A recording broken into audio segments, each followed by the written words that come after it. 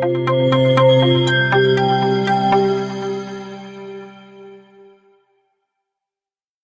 సమయంలో ప్రభు మన కొరకు ఉద్దేశించిన వాక్య ధ్యానాంశము ఆదికాండము 41వ అధ్యాయం 32వ వచనం. ఈ కార్యము దేవుని వలన నిర్ణయింపబడి ఉన్నది, ఇది దేవుడు శీఘ్రముగా జరిగించును, అందుచేతనే ఆ కళ ఫరోకు రెట్టింపబడిను. ఇక్కడ 3 మాటలు చూస్తాం. ఈ కార్యము దేవుని వలన నిర్ణయింపబడినది. మొట్టమొదటి మాట, దేవుని వలన ఈ కార్యము నిర్ణయింపబడినది, ఇది దేవుడు శీఘ్రముగా జరిగించును. అంటే దేవుని చేత ఏ కార్యము నిర్ణయింపబడుతుందో ఆ కార్యాన్ని దేవుడు శీఘ్రంగా జరిగిస్తారు. అందుచేతే ఆ కళ ఫరోకు రెట్టింపబడిను, అంటే 2 సార్లు వచ్చింది. ఈ మాట ద్వారా ప్రభు విశేషంగా మనతో మాట్లాడబోతున్నారు. ఎప్పుడు మాట్లాడినటువంటి కోణంలో ప్రభు ఈ దినం ఈ మాటతో మనల్ని సంధించబోతున్నారు. మహాపరిశుద్ధుడా, మేమెంతో బలహీనులు, మీరు ఎరుగుదురు. మా శరీరంలో ఉన్నటువంటి పరిస్థితులు కూడా నీవు ఎరిగిన దేవుడు. అయినను మమ్మల్ని బలపరుస్తున్నది నీ కృప, మమ్మల్ని నడిపిస్తున్నది మీ కనికరం, దయాదాక్షిణ్యమే. అందుకే మీ సన్నిధిలో మేము ఎలాగునా నిలవబడగలుగుతున్నాం. కృపగల దేవా, ఈ దినం ఏ మాటతో మమ్మల్ని సంధిస్తావో అని వెదుగుకుంటూ నీ వాక్యం కొరకు వచ్చి ఉన్నాం ప్రభువా. మా యొక్క ఆసక్తి జ్ఞానానుసారమైనది గాను వాక్యానుసారమైనది గాను ఉండుటకు మీ సహాయములు దయచేయండి. లేఖనాల్లో కొందరు గురుండి పౌలు భక్తుడు చెప్తూ వారి యొక్క ఆసక్తి జ్ఞానానుసారమైనది కాదు అని ప్రభువా నీ లేఖనాల్లో రాయబడి ఉన్నది. నేటి దినాన నీ వాక్యం కొరకు వెతుక్కుంటూ వచ్చాం. మా హృదయాలను సంతృప్తిపరిచి పంపగల సమర్థుడు అని ఎరుగుదాం. మమ్మల్ని బలపరిచి భద్రపరిచి ఏ మాట నా నోటకుండా విడుదల చేస్తావు, ఈ మాట అనేకులకు ఆశీర్వాదం కావడానికి సహాయం చేయమని యేసు అతి పరిశుద్ధ నామమును అడిగి వేడుకుని పొందుకొని ఉన్నాం పరమ తండ్రి, ఆమేన్. హల్లెలూయా. చూడండి, ఇప్పుడు ఈ మాటలు మనం ధ్యానం చేసుకుందాం. ఈ కార్యము దేవుని వలన నిర్ణయింపబడి ఉన్నది, ఇది దేవుడు శీఘ్రంగా జరిగించును, అందుచేతనే ఆ కళ ఫరోకి రెట్టింపబడిను. ఏ కార్యాన్ని దేవుడు నిశ్చయముగా జరిగించాలనుకున్నాడు, ఏది రెట్టింపబడింది అంటే 2 సార్లు వచ్చింది. ఇంపార్టెంట్ విషయాన్ని మనం ఒక్కసారి చెప్పి వదిలేయం, 2 సార్లు చెప్తాం. బయటకు వెళుతున్నాను, ఇల్లు జాగ్రత్త, ఒకసారి చెప్పి వదిలేస్తామా? అసలు మన వాళ్ళు వజ్ర వైడూర్య రత్న రాసులు అందరూ మన ఇళ్ళల్లోనే ఉన్నారు. ఒకసారి చెప్పి వదిలేస్తామా? నొక్కి ఒక్కడి నుంచి చెప్తాం. ఏదైనా ఇంపార్టెంట్ మ్యాటర్ ఉందనుకోండి, నొక్కి ఒక్కడి నుంచి చెప్తాం కదా. అందుకని ఇప్పుడు దేవాది దేవుడు కూడా ఇంపార్టెంట్ మ్యాటర్ ఏదన్నా ఉంటే ఆయన ఒక్కసారి చెప్పొదలరు, 2 సార్లు చెప్పుతారు అనే విషయం ఇప్పుడు మీకు తెలియపరుస్తాను. నేను పదే కూడా చెప్తారు అనే విషయాన్ని నేను మీకు తెలియపరుస్తాను. ఆయన వలన నిర్ణయింపబడిన కార్యం ఏంటి, ఏ కార్యాన్ని ఆయన శీఘ్రంగా జరిగించబోతున్నారు, అసలు ఈ సందర్భం ఏంటి అని మనం జాగ్రత్తగా ధ్యానం చేస్తే, ఫరో కలగన్నాడు. విచిత్రం ఏంటంటే కలగన్నటువంటి ఫరోకి కల గుర్తుంది కానీ కలభావం తెలియదు. దేవుడు ఆ కళను ఫరోకి ఇవ్వాలనుకున్నాడు కానీ కలభావం తనకి తెలియజేయాలని అనుకోలేదు. ఒకటి, ఆ కలభావమును తెలియజేయడానికి దేవుడు యోసేపును రంగంలోనికి దించారు. ఈ సందర్భం ఏంటంటే, యోసేపు ఫరో ఎదుట నిలబడినప్పుడు ఫరో యోసేపుకు కల చెప్పినప్పుడు యోసేపు ఫరోతో మాట్లాడినటువంటి సందర్భం. ఈ సందర్భం ఏంటంటే, ఈ కార్యము దేవుని వలన నిర్ణయింపబడింది, శీఘ్రముగా దేవుడు ఆ కార్యాన్ని జరిగిస్తాడు. ఏ కార్యము అంటే, ఐగుప్తు దేశములో కరువు రావడం అనేది ఖాయం. అసలు కరువులు ఎందుకు వస్తాయి? మనుష్యుల్ని నాశనం చేయడానికి వస్తాయి. అవునంటారా కాదంటారా? కరువుతో మనుషులు పోయే ప్రమాదం కూడా ఉంది. కానీ కరువు వచ్చినప్పుడు వినాశనము కలుగుతుంది. కానీ దేవుడు ఇక్కడ కరువు రావాలని ఉద్దేశించాడు. శీఘ్రంగా కరువు వస్తుంది, కానీ ఆ కరువు నాశనానికి కాదు. ఇక్కడ రాయబడిన మాటను బట్టి కరువులో ఐగుప్తు దేశం అంతా కూడా ఏమైపోవాలి? నాశనం అయిపోవాలి. అసలు ఫరోకి ఏ కళలు దేవుడిచ్చారంటే 2 కళలు వేరు సందర్భాల్లో వేరు దినాలలో ఇచ్చారు. ఒక్కరోజు వచ్చిన కళలు కాదు అవి. ఒకరోజు ఒక కళ వచ్చింది, మరో రోజు మరొక కళ వచ్చింది. ఒకరోజు బక్క చిక్కుపోయిన ఆవులు కనబడుతున్నాయి, బలిసిన ఆవులు కనబడుతున్నాయి. అంటే మంచి దట్టంగా లావుగా ఉన్న ఆవులు కనబడుతున్నాయి, బక్క చిక్కుపోయి నక్కలాగున్న ఆవులు కనబడుతున్నాయి. ఆ కళలో ఫరోక్ కనబడుతుంది, ఈ బక్క చిక్కిపోయిన ఆవులే బలిష్టమైన ఆవుల్ని మింగేస్తే ఈ బక్క చిక్కిపోయిన ఆవులు కడుపు తేలలేదు, బలహీనంగానే ఉన్నాయి. అలా కనబడింది. మరో రోజు ఏం కనబడిందంటే బలహీనమైన పీల వెన్నులు, బలమైన వెన్నులు కూడా కనబడుతున్నాయి. ఈ పీల వెన్నులే బలమైన వెన్నుల్ని తినేసింది. ఈ పీలలాగే ఉన్నాయి. పీలంటే ఇది కదా, ఇది కానీ 2 కళలు దేవుడు ఉద్దేశించారు. 2 కళలు కరువుకు సంబంధించిన కళలు దేవుడు ఉద్దేశించారు. ఆ కరువుకు సంబంధించిన కళల్ని దేవుడు ఫరోకి ఇచ్చారు. కానీ ఫరోకు భావమేమీ తెలియదు. కానీ దేవుడు ఏం ఉద్దేశించాడంటే ఐగుప్తు దేశంలో కరువును పంపాలని ప్రభు ఉద్దేశించారు. కరువును ప్రభు ఎప్పుడు ఎందుకు పంపుతారు? నాశనానికి పంపుతారు. కానీ ఇక్కడ ప్రభు కరువును ఎందుకు పంపారు? చాలా కోణాలు ఉన్నాయి. నాశనానికి కాదు కరువు, అది ఎందుకు పంపారో తెలుసా? కరువు అబ్రహాముతో దేవుడు ఒక మాట చెప్పాడు. అబ్రహామా, నీ సంతానము ఐగుప్తు దేశములో ఆ కొలిమిలో కష్టాల పాలవుద్ది. అక్కడ నుండి నేను ఐగుప్తు దేశానికి తీర్పు తీర్చి ఐగుప్తు దేశంలో నా మహత్య మహిమలను కరుపరుచుకుని నీ 4వ తరాన్ని తిరిగి మళ్ళీ నువ్వు నివసిస్తున్నటువంటి కనాను దేశానికి నడిపిస్తానని ఎప్పుడు చెప్పాడు దేవుడు? అనాదిలో అబ్రహామును పిలిచిన తర్వాత 15వ అధ్యాయంలో చెప్పాడు. ఆ తర్వాత 37వ అధ్యాయంలోకి వచ్చేటప్పటికి అబ్రహాము మనవడు 4వ తరం. ఏ తరం? అబ్రహాము 1వ తరం, ఇస్సాకు 2వ తరం, యాకోబు 3వ తరం, యాకోబు 12 మంది 4వ తరం. అవునా? ఈ 4వ తరానికి యోసేపుకి కళలు ఇచ్చాడు. ఏ కళలంటే ఆయనకి 2 సార్లు ఇచ్చాడు. ఎందుకు?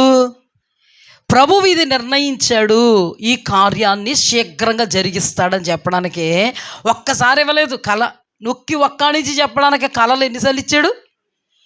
ఫరోకి ఎన్నిసార్లు ఇచ్చాడు? యోసేపుకి ఏ కళలో? సూర్యుడు, చంద్రుడు, నక్షత్రాలు వచ్చి ఆయనకి సాష్టాంగ పడ్డాయి. మొదటి కళ ఏంటి? పనలు. ఈ పన లేచి నిలబడితే మిగతా పనలన్నీ 11 పనలు ఈ యోసేపుకి పనకే సాష్టాంగం పడుతుంది. దీని అర్థం ఏంటంటే యోసేపు ఐగుప్తు దేశములో సింహాసనం ఎక్కుతాడని కాదు, తెలియదు. ఐగుప్తు దేశం అని చెప్పలే. అబ్రహాముతో మాత్రం ఏం చెప్పాడు? ఐగుప్తు దేశం అన్నాడు. ఇక్కడ మాత్రం ఐగుప్తు దేశం అనలేదు. కానీ యోసేపు నీ పాదాల మీద లేదా నీకు సాష్టాంగ పడతారు నీ అన్నదమ్ములు, నీకు సాష్టాంగ పడతారు నీ తల్లిదండ్రులు. ఏమని అర్థం?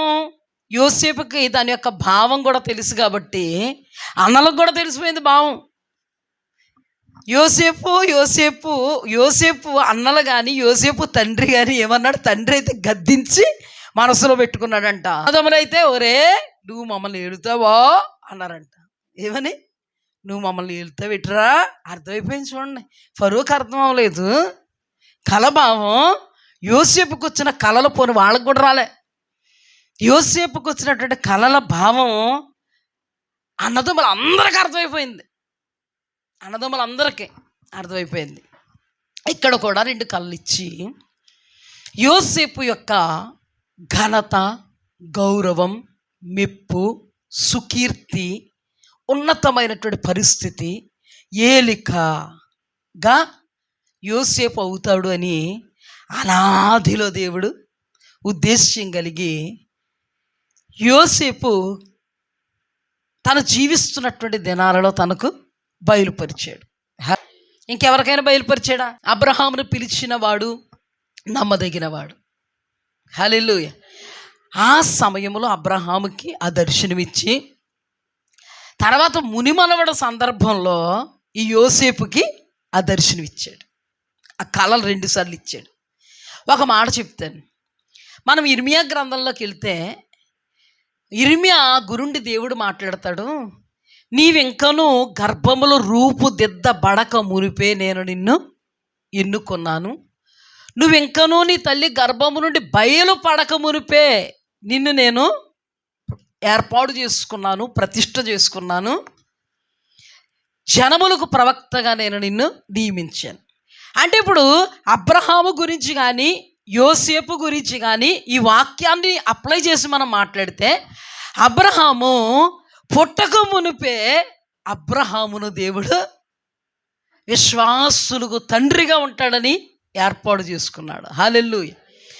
యోసేపు గురించి మనం ధ్యానం చేస్తే, యోసేపు ఇంకా తన తల్లి గర్భములో పిండముగా రూపుదిద్దబడక మునిపే దేవాది దేవుడు, యోసేపు నీ పాదాల మీద నీ సహోదరులు నీ తల్లిదండ్రులు పడతారు, నీకు ఘనత మెప్పు మహిమ గౌరవం ఇస్తాను, నువ్వు ఉన్నత స్థానంలో ఉండాలని నేను ఉద్దేశిస్తున్నానని ఎప్పుడు ఉద్దేశించాడు దేవుడు? ఆదిలో. హల్లెలూయా. ఇప్పుడు చెప్పండి, నీ మీద నా మీద అటువంటి ఉద్దేశాలు కలిగి ఉండాలని అనుకుంటున్నామా? కోరుకుంటున్నామా లేదా? కోరుకుంటున్నామా? హల్లెలూయా. దేవుడు మన మీద అలాంటి ఉద్దేశాలు కలిగి ఉన్నాడో లేదో తెలియాలంటే మన బ్రతుకు మీద ఆధారపడి ఉంది అది. ఇప్పుడే మనం పోల్చేసుకుందాం. అబ్రహాము వంటి ఆత్మీయత ఉందా మనలో? పోల్చుకుందాం. ఉంటే ఉందని చెప్పుకుందాం, లేకపోతే నాతో చెప్పకండి, మనసులో చెప్పుకుందాం, పర్లేదు, నేను అడ్జస్ట్ అవుతానులే. యోసేపు వంటి ఆత్మీయత ఏమన్నా ఉందా ఇన్ని సంవత్సరాల క్రైస్తవ్యంలో? ఉన్నవాళ్ళు ధైర్యంగా ఉందని చెప్పుకుంటున్నారు, లేనివాళ్ళు ధైర్యంగా లేదని చెప్పుకుంటున్నారు. దేవుని స్తోత్రం. మన వాళ్ళు అందరూ కూడా పర్ఫెక్ట్ పర్సన్స్ అనమాట. సత్యమేవ జయతే. తర్వాత అర్థమైందా? ఇప్పుడు చూడండి, ఇర్మియా వంటి అనుభవాలు ఉన్నాయా? అయితే మనం ఏమనుకుంటున్నాం? అయితే మా మీద ఏ ప్రణాళికలు ఉండాలి, బూడిదే అంత అనుకుంటున్నామా?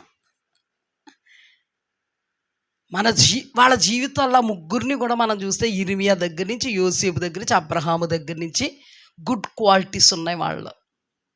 హల్లెలూయా. వాక్యానికి లోబడేటువంటి తత్వం ఉంది. ఈ రోజున కూడా మనకు వాక్యానికి లోబడే తత్వం ఉందా? మన మీద ఏదో ప్రణాళికలు ఉండే ఉంటాయి. హల్లెలూయా. మన మీద దేవుడు వేసుకున్న ప్రణాళికలు మనకు దర్శనంలో చూపే ఉంటాడు. హల్లెలూయా. చూపకుండా ఉండడు. నీకు ఏ దర్శనం కనబడుతుంది అంటే ధ్యానం చేయాలి ఇంటికి వెళ్ళాక. ఇప్పుడు వద్దులే, మరి టైం ఎక్కువ పట్టేద్ది, మళ్ళీ నువ్వు ఎక్కడెక్కడికి వెళ్ళి ఏ దర్శనాలు ధ్యానం చేసావంటే.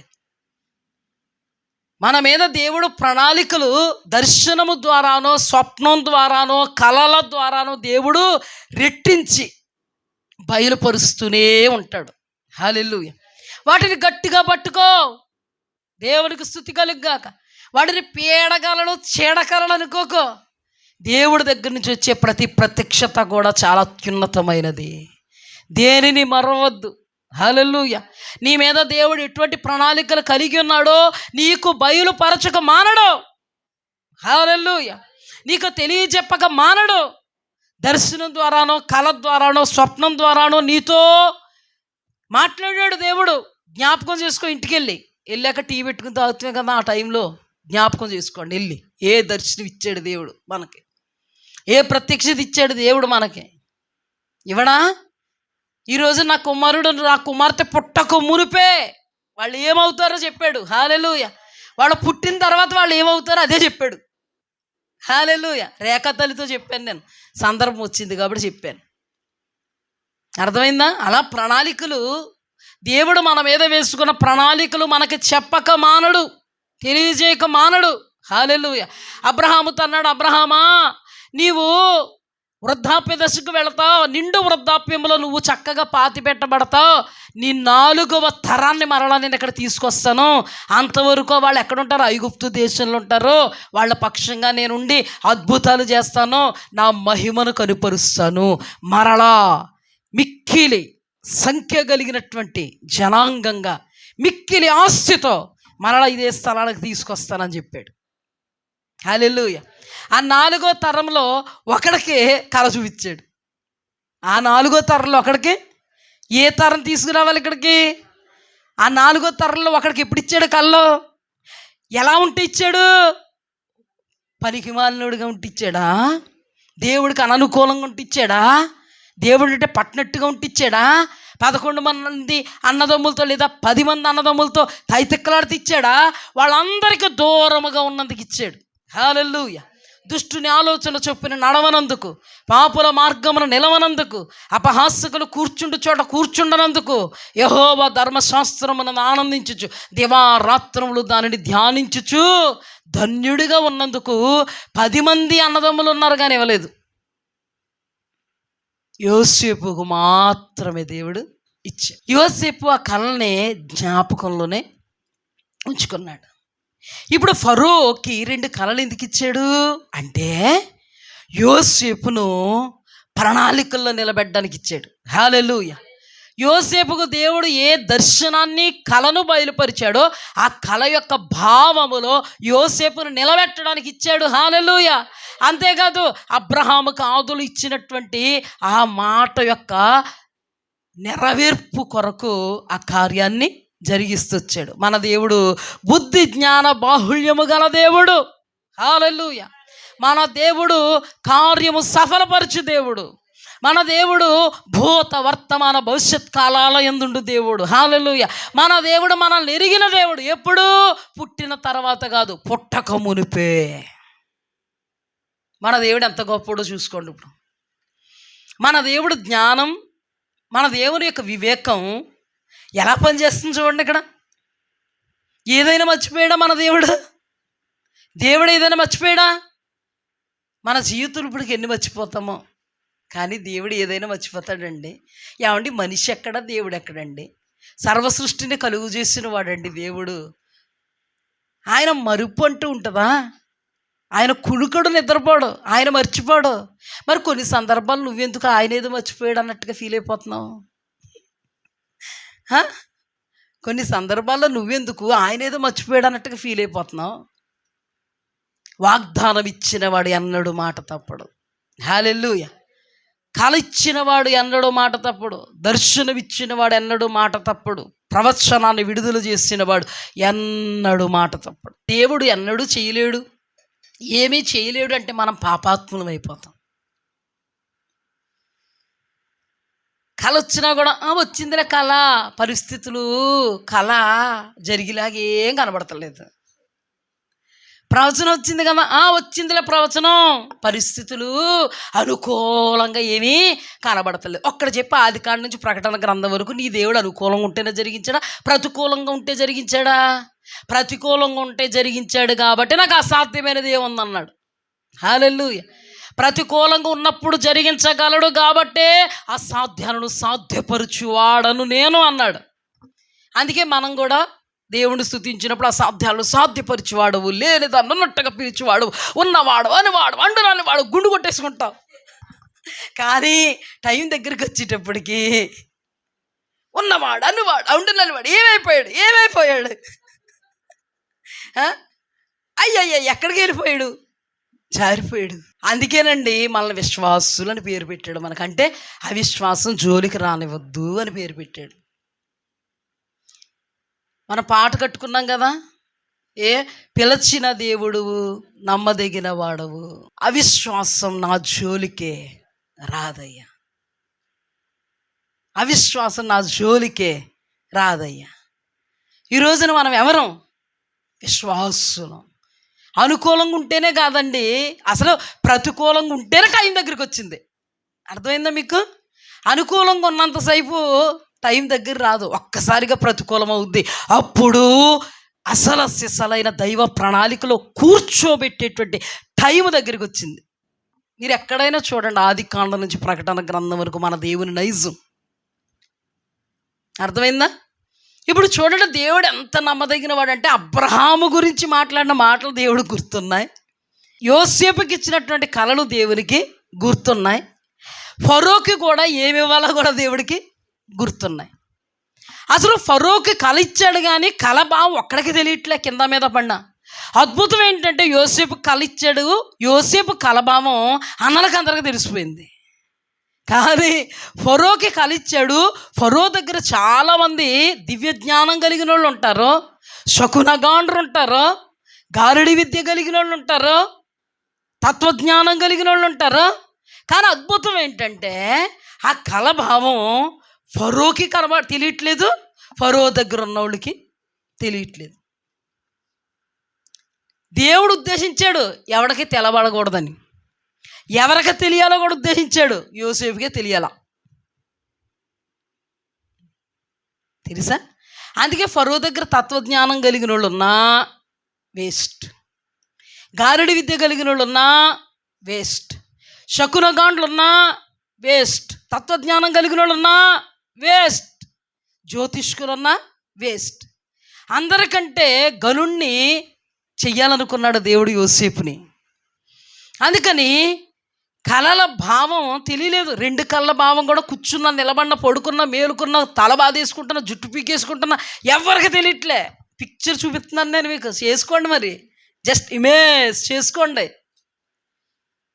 పిక్చర్ చూస్తారా అని చెప్తున్నప్పుడు అర్థమైందా? కానీ ఎక్కడో జైల్లో ఉన్నవాడికి వీళ్ళెవ్వరికే తెలియనటువంటి రహస్యాన్ని ఆయనకు తెలియజేయాలనుకున్నాడు. హల్లెలూయా. ఎందుకు? ఆయననే సింహాసనం ఎక్కించాలి కాబట్టి. హల్లెలూయా.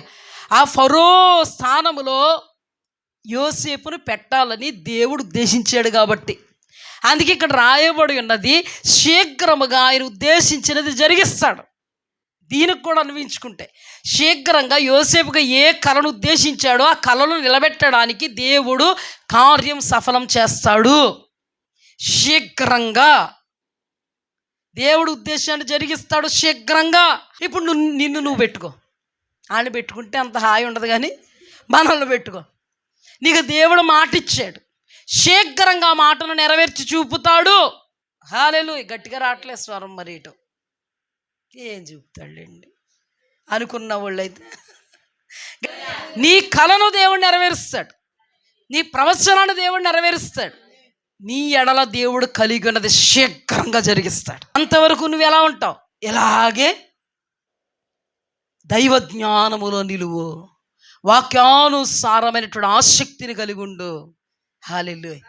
నీ ఆశ భగ్నము కానేరదు. ఇప్పుడు చూడండి, దేవుడు ఎలా రంగం సిద్ధపరిచాడు.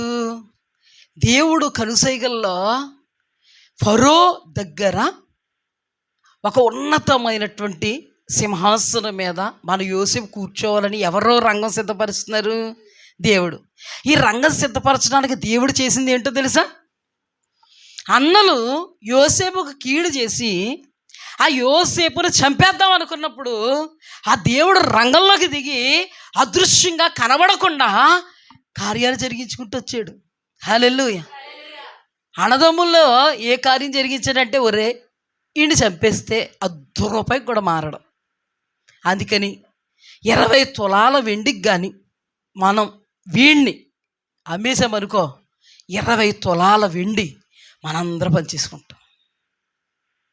వాడు మన దగ్గర ఇంకెప్పుడు కనబడ్డాం, వాడి కలల సోది మనకెప్పుడు చెప్పడం.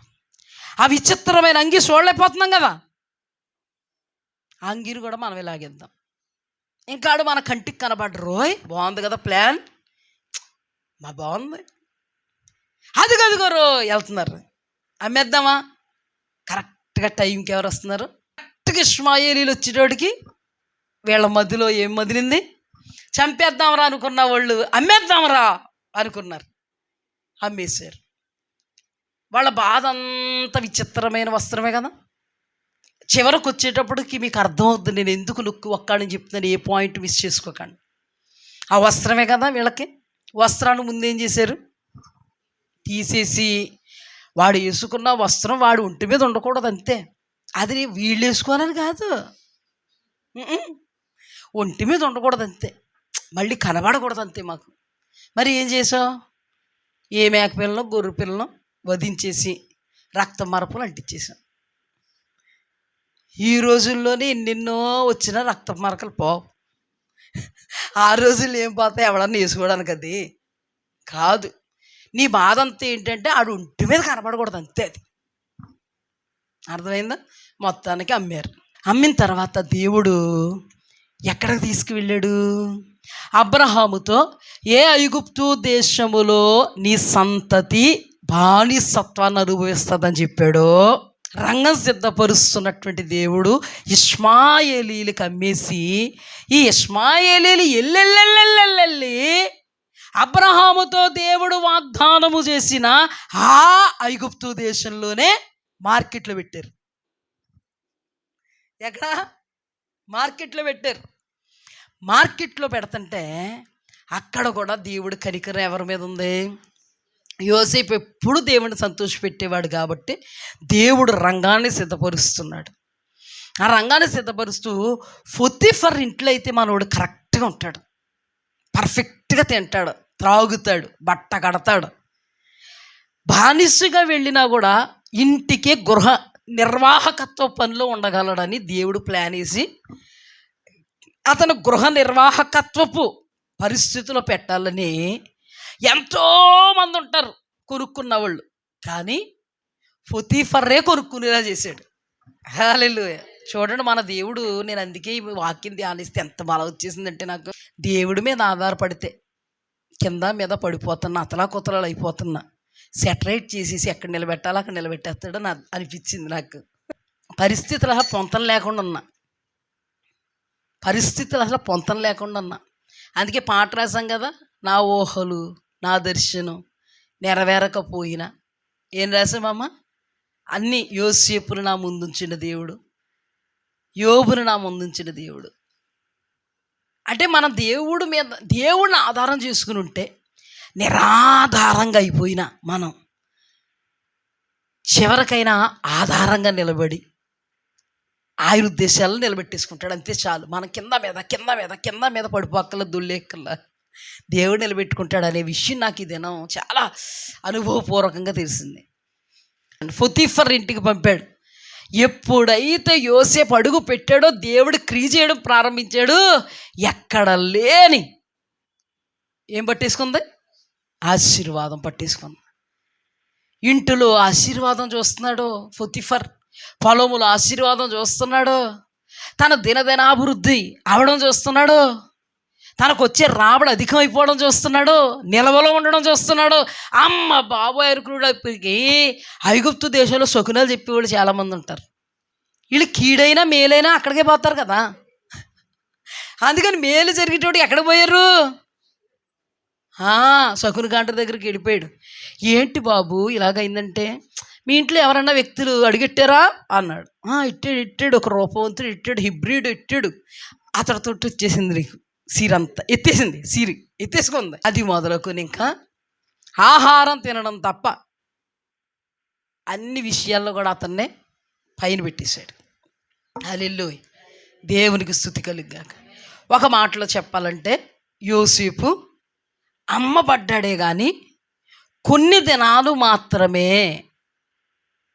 ఆ బానిస బ్రతుకును అనుభవించాడు. కానీ ఆ తర్వాత ఏ బానిస ఇంటిలోకి వెళ్ళాడో ఆ ఇంటికి గృహ నిర్వాహకత్వపు అధికారి అయిపోయాడు. దేవుని బిడ్డలకు శ్రమలైనా కూడా అది శ్రమగా కొద్ది దినాలే కనబడతాయి. హల్లెలూయా. దేవునికి స్తుతి కలుగుగాక. ఒక్కటే చెప్తున్నాను మీకు, దేవుని మీద ఆధారపడ్డారా శ్రమ రాక తప్పదు, కష్టం రాక తప్పదు, కన్నీరు రాక తప్పదు, నింద రాక తప్పదు, అవమానం రాక తప్పదు, అపహాస్యం రాక తప్పదు. నువ్వు నిజమైనటువంటి భక్తురాలివైతే, నువ్వు నిజంగా భక్తుడివైతే, దేవుణ్ణే ప్రేమిస్తున్నవాడైతే వీటన్నిటి గుండా నువ్వు వెళతావు. కానీ 10 దినాలే. హల్లెలూయా. అంటే దాన్ని అన్వయించుకో. నీ బ్రతుకు దినములతో పోల్చుకుంటే 10 దినాలు ఎంత? 10 దినాలు?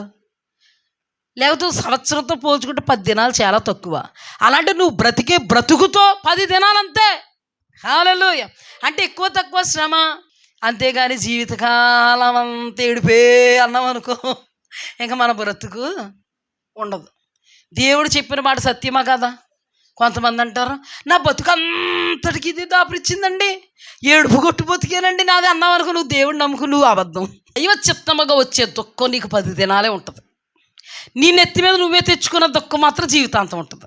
ఇది చెప్పాలి కదా మరి నేను, లేకపోతే కన్ఫ్యూజన్లో పడిపోతారు. దేవుడే గనక నీ శ్రమ తర్వాత కిరీటం ఇవ్వాలనుకుంటే 10 దినాలే శ్రమ కలుగుద్ది అంటే నీ జీవితకాలంలో శ్రమ చాలా తక్కువగా ఉంటుంది. లేదు నేనే నెత్తి మీద నిప్పులు కొంపట తెచ్చిపెట్టేసుకుంటానంటే జీవితకాల కొంపటి నిన్ను వదిలి వెళ్ళదు, కాలుతూనే ఉంటుంది, ఎత్తి బోడి అవుతూనే ఉంటుంది. ఇది మాత్రం చాలా జాగ్రత్తగా అర్థం చేసుకో. దేవుడు పంపినటువంటి లేదా దేవుడి యొక్క పరీక్షలను ఉన్నప్పుడు, అపవాది నిన్ను శోధిస్తున్నప్పుడు, ఆ శోధనలో నీకు వాక్యం గుర్తొస్తుందో, దేవుడు గుర్తొస్తాడో, దేవా అని అనుకుంటాం, దేవుని వైపు చూస్తాం. కానీ నీ అంతటా నువ్వే శ్రమ తెచ్చుకున్నావు అంటే, నెత్తి మీద నిప్పులు కొంపడ తెచ్చుకున్నావు అంటే దేవుడా అనవు. సర్వశక్తుడు మిక్కిన దుఃఖం కలుగు చేశాడు ఖచ్చితంగా. అంటే రుజువులతో చెప్తున్నాడు దేవుడు. కన్ఫ్యూజ్ అవుతారేమో. కోణాలు పాకాలు చాలా ఉన్నాయి, అన్ని కోణాలు అన్ని పాకాలు ఒకటి కాదు. నువ్వు ఖచ్చితంగా దేవుడు నిన్ను పరీక్షిస్తున్నాడు, అపవాది నిన్ను శోధిస్తున్నాడు అని అనుకుంటే, సర్వశక్తుడు నాకు గొప్ప కార్యం చేసా ఉంటావు మరిలాగా. ఆ తర్వాత ధన్యురాలు అనిపించుకుంటావు. హల్లెలూయా. అంతేగాక నీ చిత్తం, నీ ఇష్టం, నీ సంకల్పాలు, నీ ఉద్దేశాలు, నీ ఊహలో అన్నీ నెరవేర్చుకోవాలని అనుకుంటే, నీ నెత్తి మీదకి వచ్చి నిప్పులు కొంపడు కూర్చుంటే, నువ్వు కన్నీరు పెట్టుకుంటే, నువ్వు దేవుని వైపు చూడలేవు, వాగ్దానాల వైపుకు చూడలేవు, వాక్యం వైపుకు చూడలేవు. పైగా సర్వశక్తుడు నాకు మిక్కిల దుఃఖం కలుగు చేశాడు, నన్ను మారానండే అంటావు. ఇప్పుడు ప్రజెంట్ నువ్వైనా, ఈ వాక్యం వింటున్న వాళ్ళైనా కష్టాల్లో ఉన్నారా, కన్నీళ్ళు ఉన్నారా, సమస్యల్లో ఉన్నారా, ఇబ్బందుల్లో ఉన్నారా, ఇరుకుల్లో ఉన్నారా? ఒకటే చూసుకోండి, ప్రభువుని చూడగలుగుతున్నారా? దర్శనాలను చూడగలుగుతున్నారా? కళలను చూడగలుగుతున్నారా? వాక్యాన్ని చూడగలుగుతున్నారా? వాగ్దానాన్ని చూడగలుగుతున్నారా? దేవుణ్ణి నిరీక్షిస్తున్నారా? సర్వశక్తుడు గొప్ప కార్యాలు చేశారు అంటున్నావా? నువ్వు ధన్యురాలువు, ధన్యుడువు. విజయం నీదే. 10 దినాల శ్రమ కలుగును, అయినను భయపడవద్దు. దేవుడు నీకు కిరీటాన్ని ఇస్తాడు, ఈ లోకంలో మెప్పు, మహిమ, ఘనత ఇస్తాడు. కాకుండా సర్వశక్తుడు మిక్కిలి దుఃఖం కలుగు చేశాడు అంటున్నావా? పరిస్థితిలో ఖచ్చితంగా ఇది దేవుడిని పరీక్షించట్లేదు, సైతానుగా నిన్ను శోధించట్లేదు. నువ్వే సాతానుగా పిలిచి పిలిచి పిలిచి పిలిచి ఎక్కడ పెట్టుకున్నావు? ఈ పాయింట్ గుర్తుపెట్టుకోండి. ఈ పాయింట్ గుర్తుపెట్టుకుని జాగ్రత్తగా క్రైస్తవులు ముందుకు వెళ్ళాలి. కానీ ఇక్కడ జాగ్రత్తగా అధ్యయనం చేస్తే, ఆ గుంటలో పడితే చాలా చాలా చిన్న, తర్వాత బయటకు వచ్చిన దినాలే, గుంటలో గడిపినటువంటి ఆ దినాలు చాలా తక్కువ, బయట గడిపినటువంటి దినాలు చాలా ఎక్కువ. బానిసగా ఆ బాధల వేదల్లో ఉన్న దినాలు చాలా తక్కువ, గృహ నిర్వాహకత్వపు అధికారిగా ఉన్న దినాలు ఎక్కువ. ఆకలి బాధను అనుభవించిన దినాలు తక్కువ, సమృద్ధిని అనుభవించిన దినాలు ఎక్కువ. వస్త్రహీనుడుగా ఉన్న దినాలు తక్కువ, వస్త్రం కలిగిన వాడిగా ఉన్న దినాలు చాలా ఎక్కువ. కన్నీటితో బ్రతికిన బ్రతుకు తక్కువ, ఆనందించగలిగినటువంటి పరిస్థితులు చాలా ఎక్కువ ఆ పీరియడ్లోనే. అర్థమవుతుంది కదా మీకు? గుంటలు ఎంతసేపు ఉన్నాడు, మరి బయట బట్టలు లేని పరిస్థితి ఎంత అనుభవించాడు. తర్వాత మనం ధ్యానం చేసుకుంటున్న అప్పటి వరకు ఒంటి మీద బట్ట పోయిందా, వస్త్రం పోయిందా? అప్పటి వరకు ఏడుస్తానన్నాడా? అన్నీ ఏమైపోయినాయి? ఇప్పుడు చెప్పండి, తనకు కలిగినటువంటి శ్రమ, ఆ శ్రమ మీద దేవుని కృప ఎక్కువ, దేవుని సహాయం ఎక్కువ. ఏలేముంది అతనికి? చెప్పండి చెప్పండి. ఇప్పుడు చెప్పండి, దేవుడు నా రాత ఇలా రాసేసాడు అనడానికి ఉందా? కొంతమంది కొన్ని అడుగులు ముందుకేసి, నా రాత ఇలా తగలడిపోయింది, పిల్లలు అమ్మా అన్నం తిన్నావా, కూడా కుమ్మా నాకు. కొంతమంది ఉంటారు ఇలాంటి వాళ్ళు, ఇంకా మాటికి దేవుణ్ణి శోధించే వాళ్ళు అడుగడుగుని ఇశ్రాయేలులాగా కదా కొంతమంది. అని యోసేపుని అడిగితే ఎలా ఉన్నాడండి యోసేపు? ఆ పరిస్థితిలో కూడా గృహ నిర్వాహకత్వపు అధికారిగా ఉన్నాడు, ఆ గృహానికి యజమానుడిగా ఉన్నాడు. తన యజమానుడు ఆహారం తినడం తప్ప మరి ఏది చూసుకోవట్లేదంట. అన్ని లెక్కలు గిక్కలు తొక్కలన్నీ యోసేపే. అంటే యోసేపు రేంజ్ ఎలా ఉంది? ఘనస్థితిలో ఉంది. గిన్నెలు కడుక్కుంటున్నాడా, వాకలు తుడుచుకుంటున్నాడా, బట్టలు లేని పరిస్థితులు అనుభవించాడా? ఎలా ఉన్నాడో సూపర్గా ఉన్నాడు, సూపర్గా ఉన్నాడు. రూపవంతుడు, సూపర్గా ఉన్నాడు. ఎప్పుడైతే గృహ నిర్వాహకత్వ అధికారిగా ఉన్నాడో అమ్మగారు కన్నేశారు. అక్కడ కూడా దేవునికి అనుకూలంగా అమ్మగారు బారి నుండి వచ్చిన వస్త్రాన్ని కూడా వదిలేసి వెళ్ళిపోయాడు. వస్త్రహీనుడిగా వచ్చాడు, ఒంటి నిండా వస్త్రం వచ్చింది, అతను కట్టుబట్టలతో ఉన్నాడు. ఉన్న పాటున కట్టుకున్న వస్త్రాన్ని కూడా వదిలేసి, ఈ వస్త్రం కాదు నాకు ముఖ్యం, ఈ రోజున నా యథార్థతను నేను కాపాడుకుంటే నా దేవుడు నన్ను విడవడు అని ఉన్న వస్త్రాన్ని విడిచిపెట్టి, తనకున్నాయన్నీ విడిచిపెట్టి, పరిస్థితిని విడిచిపెట్టి ఏకాకిగా మళ్ళా కష్టం వచ్చింది. ఈ కష్టం ఎన్ని దినాలు? 10 దినాలు శ్రమ కలుగును లోకములో. వస్త్రాలు లేవు, వెళ్ళాడు, ఖైదీ వస్త్రం వచ్చింది మీదకి. అంటే ఏంటి? ఇతడు దొంగ, ఇతడు పలానా, ఇతడు పలానా, ఇతడు పలానా, నింద, అవమానం, అపహాస్యం వచ్చింది. జీవితకాలం అంత ఉండిపోయాడా? జీవితకాలం కూడా ఇతడు వాళ్ళ అమ్మగారిని చెరపబోయి వచ్చాడు ఇక్కడికి అన్న నిందలో ఉండగలిగాడా? ఎందుకండి? జైలు అధికారి అంటే జైల్లో ఉన్న వాళ్ళందరికంటే అధికారి. అతనే తన గనుడిగించేసాడు. దేవునికి స్తుతి కలుగుగాక. ఇప్పుడు జైలు అధికారి స్థానాన్ని యోసేపుకి ఇస్తే, ఇప్పుడు యోసేపు 30 తిప్పలు పడి 3 చెరువులు నీళ్ళు తాగే అనుభవంలో ఉన్నాడా? జైల్లో ఉన్న ఖైదీలందరినీ కూడా పని చేయిస్తున్నాడు. అలా ఉండు, ఇలా ఉండు, ఇలా కూర్చో, అలా కూర్చో, అలా నడవాలి, ఇలా వెళ్ళాలి, అలా చెయ్యాలి, ఇలా ఉండకూడదు. కన్నీరు పోయింది, దుఃఖం పోయింది, ఖైదీ వస్త్రం పోయింది. అందరి దృష్టిలో గొప్పోడుగా ఉన్నాడు, జైలు అధికారి దృష్టిలో గొప్పోడుగా ఉన్నాడు, జైల్లో ఉన్నటువంటి ఖైదీల దృష్టిలో గొప్పోడుగా ఉన్నాడు. ఇప్పుడు ఎవరైనా ఏమంటారు ఆ గొప్పోడిని? కుర్రోడు చాలా మంచోడండి, చెయ్యని నేరానికి వచ్చి పడ్డాడు ఇక్కడ అంటున్నారు. అర్థమైందా మీకు? ఆ దొంగ మొక్కంది. మన భాషలో చెప్పాలంటే అది ఆ యజమానురాలు వీడి మీద కన్నేసి, ఎంత బుద్ధిమంతుడండి, చూస్తుంటే తెలిసిపోవట్లేదు ముఖం, కన్నేసి ఇన్ని ఏదో చేయమంటే వద్దు బాబోయ్ అని పరిగెట్టుకుని వచ్చేస్తే, అధికారం ఉంది కదండి చేతిలో అంటారు కదా, అలాగే అధికారం ఉంది కదండి చేతిలో భర్తకే, అది అడుగలు పెట్టేశారు. ఎక్కడ? జైల్లో. అందరూ అదిలా చూస్తుంటే అబ్రహాం మనవణ్ణి, ఇస్సాకు మనవణ్ణి, యాకోబు కొడుకుని యథార్థత, నీతి, న్యాయం అనుకుంటూ ఉన్నాను. నేను దేవుని నిమిత్తమే ఖైదీ వస్త్రాలు అనుభవిస్తున్నాను. దేవా, నేను పాపం చేసో తప్పు చేసో రాలేనందుకు నీకు స్తోత్రం. ఖైదీ వస్త్రాలు నీ ఎదుట యథార్థంగా ఉన్నందుకు నా మీద పడ్డాయి, అయినను నీకు స్తుతి కలుగ్గాక అని స్తుతించుకుంటూ, ఎంతకన్నా మానవుడు కాబట్టి ఆ పరిస్థితుల్లో కన్నీళ్లు విడుస్తూ, దేవా నీకు స్తోత్రం అని ఆ కన్నీళ్లతో అంటుంటే 10 దినాల శ్రమ కలిగిందంతే. 11వ రోజున ఏమైపోయాడు? అక్కడేమో గృహ నిర్వాహకత్వపు అధికారి, ఇక్కడేమో జైలు అధికారి స్థానం. హల్లెలూయా. మనకి దేవుని బిడ్డలకి ఎన్ని పరిస్థితులు వచ్చినా కూడా నోట నిండా నవ్విస్తాడండి దేవుడు. హల్లెలూయా. అల్లల్లాడిపోం దేవుని బిడ్డలం. నిరీక్షణ కలిగిన వాళ్ళు కాళ్ళు దొక్కేసుకోం, జుట్టు పీకేసుకో, అవునా? కొంతమందికి పిచ్చిక్కి ఉన్నారండి బాబు అలాంటోళ్ళు.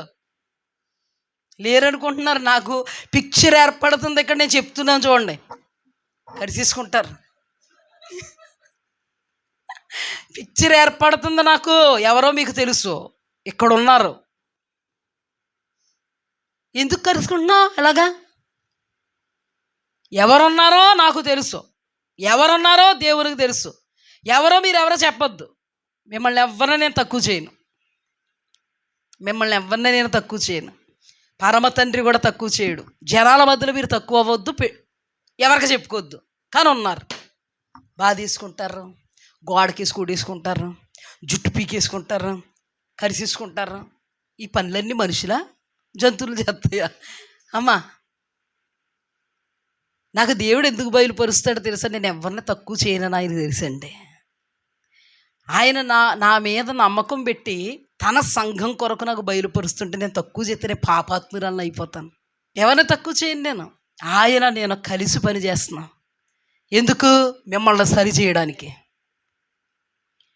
నీ దేవుడు లేడా నీకు? ఏ సమస్య వచ్చినా ఇంతవరకు నీ వలన నువ్వే సమస్యలో నిలబడిపోయావా? మరి ఎందుకు పీక్కుంటున్నావు? మరి ఎందుకు కరుచుకుంటున్నావు? మరి ఎందుకు రక్కుంటున్నావు? మరి ఎందుకు గోడకేసి కొట్టుకుంటున్నావు? నేను చచ్చిపోతానన్నా ఎందుకు? ఉన్నారు ఇక్కడ, మీ మనస్సాక్షికి తెలుసు, ఎవరో నాకు కూడా తెలుసు. అంటే నీకు నువ్వే పుట్టేశావు. ఎవరో కారణం వల్ల, ప్రోత్సాహం వల్ల పుట్టలేదు. నీ నెత్తి మీదకి ఏడుస్తూ ఉండమ్మని దేవుడే నీకు ఏడిపే రాసేసాను. ఇంక నువ్వు ఏడుస్తూనే ఉండని ఎట్టేసాడు నెత్తి మీద నీకు. నీ మెడలో పలకేసాడు. లేకపోతే ప్రభువును తక్కువ చేయొద్దండి. ఇశ్రాయేలీయులు మాటి మాటికి పెద్ద చేష్టలు చేస్తూ ఆయనకి విసిగెత్తిచ్చారు. కానీ కాలేబు యెహోషువలు మోషే ఎప్పుడు విసిగెత్తించలేదు దేవుడికి. ఏ తెగలో ఉన్నావు? ఏ జాబితాలో ఉన్నావు? ఏ క్యారెక్టర్ నీది? ఏ బ్యాచ్లో ఉన్నావు? మనుష్యుడు అన్ని కోణాల్లో పర్ఫెక్ట్ కాదు. ప్రార్థన చేసేస్తున్నామంటే మనం అన్ని కోణాల్లో పర్ఫెక్ట్ అయిపోతామండి. ఓ కోణంలో అత్తగారిని బాధేస్తాం అంటే చెప్తున్నాను, అన్ని కోణాలు కరెక్ట్ కాదు. కృష్ణమ్మ గారు చాలా మంచివాళ్ళు అంటే అన్ని కోణాలు కరెక్ట్గా ఉండాలి నాలో. నేను ఇక్కడ వాక్యంలో ఏది బద్దలైపోయేలాగా కొట్టేసి నా వాక్యానికి నా బ్రతుక్కి ఎట్టి పరిస్థితుల్లో సంబంధం లేదంటే ఆ కోణంలో నుంచి ఈ కోణం చూసి ప్లస్ చేసి ఆ కోణం చూసి మైనస్ వేస్తారా? మొత్తం మైనస్ వేస్తారా? చెప్పండి అమ్మా. మొత్తం మైనస్ వేస్తారు. ప్లస్ ఇంటూ మైనస్ అవుద్ది. ప్లస్ ఇంటూ ప్లస్ మాత్రమే ప్లస్ అవుద్ది.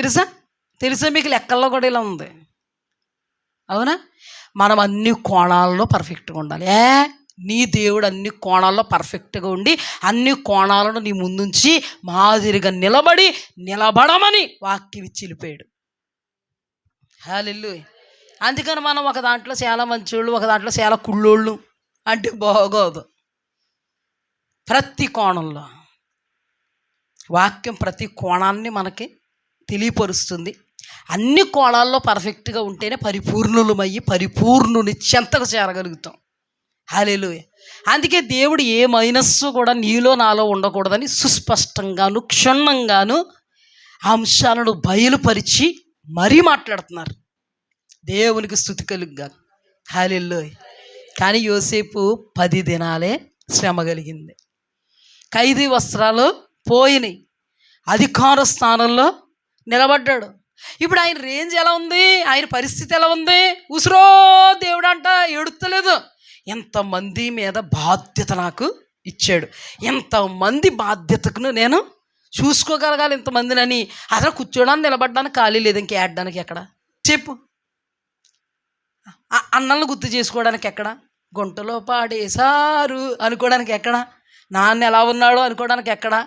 ఇతని మీదే బాధ్యతలు కుప్పలు తెప్పలుగా ఉన్నాయి. హల్లెలూయా. దేవునికి స్తుతి కలుగుగా. ఇప్పుడు సందర్భం వచ్చింది కాబట్టి చెప్పాను. మా వారు ఇలా అన్నారు, మా పిల్లోడు ఇలాగన్నారు, మా పిల్ల ఇలా ఉంది అంటే ఖాళీ ఉంటే వస్తాయి ఇలాంటివన్నీ. మీద దేవుడు బాధ్యత పెట్టాడా? గబగబా ప్రార్థనకు వస్తాం, గబగబా ఇంటి దగ్గర చక్క పెట్టుకుంటాం. నీ నెత్తి మీద 190 ఉంటే మా అమ్మ ఇలా ఉంది, మా నాన్న ఇలా అన్నాడు, మా ఆయన ఇలాగ అన్నారు. దేవుడు ఎంత గొప్ప కృప మనకి ఇచ్చాడండి ఏడుస్తూ కూర్చోకుండా.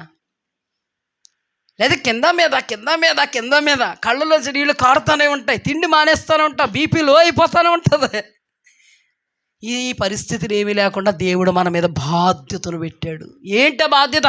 అనుదినము దేవుని సహవాసానికి రావడం, దేవుని సన్నిధిలో ఉండడం, ఇంట్లో ఉంటే పని చేసుకోవడం, దేవుడి దగ్గర ఉంటే దేవస్తోత్రం అనుకోవడం, పని పాట అంతా అయిపోయినా కూడా దేవస్తోత్రం అనుకోవడం, దినాలన్నీ గడిచిపోవడం. బాధ్యతలు, బంధాలు, భారాలు ఉంటేనండి ఎలా ఉంటుందండి? మన పని మీదే మనకి కాన్సన్ట్రేషన్ ఉంటుంది. యోసేపు పని మీద ఏముంది? యోసేపు పనే యోసేపు నడినెత్తి మీద 190 పనులు ఉన్నాయి. బాధ లేదు, వేదన లేదు, సాధ లేదు, ఏం లేదు. వీళ్ళందరినీ నేనే మోయాలి ఇప్పుడు అని ఇంకెప్పుడు చూసినా తన పనిలో తాను ఎలా ఉన్నాడు? బిజీగా ఉన్నాడు. బిజీగా లేకపోతే ఏమవుద్దో తెలుసా? ఒకసారి ఇలాగేనంట, పాస్టర్ గారు అంటే వాక్యం చెప్తున్నారు, సెల్ ఫోన్ చూసి వాడు సెల్ ఫోన్ చూస్తున్నాడంట. ఆవలించి వాడు ఆవలిస్తున్నాడంట. నిద్రోత ఉన్నవాడు నిద్రోతున్నాడంట. పక్కోళ్ళతో సొదెట్టుకున్నవాడు సొదెట్టుకున్నాడంట. ఒక అమ్మాయి చూస్తుందంట. ఇవన్నీ చూసి పాస్టర్ గారు అంత్యాశీర్వాదం ఇచ్చిన తర్వాత ఆ అమ్మాయి వచ్చి, పాస్టర్ గారు నేను మీ చర్చికి రానండి అందంట. ఏమ్మా అన్నాడంట. ఏమీ లేదండి పాస్టర్ గారు, ఒకడేమో సెల్ ఫోన్ చూస్తాడు, ఒకడేమో ఆవలిస్తాడు, ఒకడేమో నిద్రపోతాడు, ఒకడేమో ఇంకొకటితో సూదెట్టుకుంటాడు. చిరాకు అనిపించిందండి నాకు. నేనేం చేస్తున్నానమ్మా, మీరు వాక్యం చెప్పుకుంటున్నారు కానీ ఎవడ వింటలేదండి. అవునా, నువ్వేం చేస్తున్నావు చెప్పు, నువ్వేం చేస్తున్నావు? నేను వాక్యం చెప్తున్నాను కదా. ఆడేమో సెల్ ఫోన్ పట్టుకున్నాడు, ఆమెమో ఆవలింతుంది, వీడేమో నిద్రవుతున్నాడు, ఆడేమో పక్కోడితో సూదెట్టుకున్నాడు. నువ్వు వాక్యం వినొచ్చు కదా, అందరినీ చూస్తున్నావా? నువ్వు పర్ఫెక్ట్ అనుకున్నావు, వాళ్ళు ఆయా పనుల్లో నిమగ్నమయ్యావు, నువ్వు వాళ్ళని చూడడంలో నిమగ్నమయ్యావు. అందుకని సరే అమ్మా, ఓ పని చెయ్యి, నువ్వు ఒక బౌల్లో నీళ్ళు ఇస్తాను నీకు, శుభ్రంగా చచ్చు చుట్టూరు 3 సార్లు తిరిగేసిరా అన్నారంట. చచ్చు చుట్టూరు 3 సార్లు తిరిగేసి వచ్చేసిందంట. ఏమో ఒక్క డ్రాప్ ఆఫ్ వాటర్ కూడా కింద ఒలగలేదా అన్నాడు. ఒలగలేదండి. అంటే జాగ్రత్తగా దానినే చూచుకుంటూ వచ్చానండి. అయితే నువ్వు కూడా నేను వాక్యం చెప్తున్నాడు, జాగ్రత్తగా నన్నే చూచుకుంటూ నా వాక్యం వింటూ ఉండు, నీకు ప్రయోజనం కలుగుద్ది. పక్కోడు చూస్తే నీకే ప్రయోజనం కలగదు. నువ్వు మానేయడం వల్ల నీకే పాపం పతనం అన్నీ చుట్టుకుంటాయి. నువ్వు ముందు నీ పని విషయంలో ప్రాధాన్యత కలిగి ఉండు. అవునా కదండి? ఎవరి పని మీద వాళ్ళు, ఆవిడ పని మీద ఆవిడ ఉన్నందుకు పక్కోళ్ళు పట్టించుకోవట్లేదు. ఆవిడ పని మీదే ఉంది. ఇప్పుడు యోసేపు పక్కోళ్ళు పట్టించుకోవడానికి ఏముంది? నువ్వు కూడా మీ వారిని, మీ అబ్బాయిని, మీ అల్లుడిని పట్టించుకోవడానికి ఏ పని ఉంది నీకు? దేవుడు పని మీద నిమగ్నమయ్యుండు. హల్లెలూయా. నీ పని మీద నిమగ్నమయ్యుండు, వాళ్ళని వీళ్ళని పట్టించుకో. ఇప్పుడు చెప్పండి, మీరు అనుదిన సహవాసానికి వస్తున్నారు, ఎవరన్నా వచ్చి మాట్లాడేస్తుంటే ఇప్పుడు బాధ దేవుడు అనుకుంటున్నారు ఖచ్చితంగా. లేకపోతే సోదెట్టుకుని టీ పెట్టుకుని వస్తానుండు, పప్పలు ఉన్నాయి మొన్నే ఉండు, కొబ్బరి బూరెలు అవి పట్టుకుని వస్తానుండని ఇద్దరు కూర్చుని తింటా. పిన్ని ఎక్కడికో పోయిందంట పిల్ల. ఇంకిదే యోసేపు తన నెత్తి మీద ఎన్నో బాధ్యతలు ఉన్నాయి, ఎవరిని పట్టించుకోవడం. 10 దినాలే శ్రమ కలిగింది. ఆ తర్వాత తన పనిలో తానున్నాడు. హల్లెలూయా. ప్రార్థన చేసుకుంటున్నాడు కాబట్టే కలల భావం చెప్పగలిగేటట్టు కృపావరం అతని మీదకి వచ్చింది. హల్లెలూయా. అతను హస్తాల్లో పడినట్టుగా పడ్డారు. రాజుగారి యొక్క పానదాయకుల అధిపతి భక్షకారుడు వచ్చి ఆ సెల్లో పడ్డారు. బాధ్యత అంటే ఎవరు చూడాలి ఇప్పుడు? యోసేపే కదమ్మా. అందుకని బాధ్యతగా ఉన్నాడు. నిన్న మొన్నట్లా ముఖాలు లేవంట, వికారంగా ఉన్నాయంట. ఇద్దరి దగ్గరికి వెళ్ళి పానదాయకుల అధిపతి భక్షకారుడి దగ్గరికి వెళ్ళి, అయ్యలారా మీ ముఖములు నిన్న మొన్నట్లా లేవు, కొంత విచారం కనబడుతుంది నాలో అంటే. బాగా కనిపెట్టావు, నాకు ఒక కళ వచ్చింది, వీడికి ఒక కళ వచ్చింది. ఆ కళ అర్థమవుతుంది కానీ కలభావం తెలుస్తలేదు. నీకు కళ చెప్పాడు కానీ చూపించాడు కానీ దేవుడు కలభావం చూపించలేదు. యోసేపుకి రంగం సిద్ధపడుతుంది. ఆ కలభావం ఎవరికి బయలుపరచాలనుకున్నాడంటే యోసేపుకే బయలుపరచాలనుకున్నాడు. వెంటనే వాళ్ళ కళ చెప్పగానే కలభావం చెప్పాడు. భక్షకారుల అధిపతి 3 రోజుల్లో నువ్వు ఉండవు, మిగలవు, రాజుగారిని చంపించేస్తారు.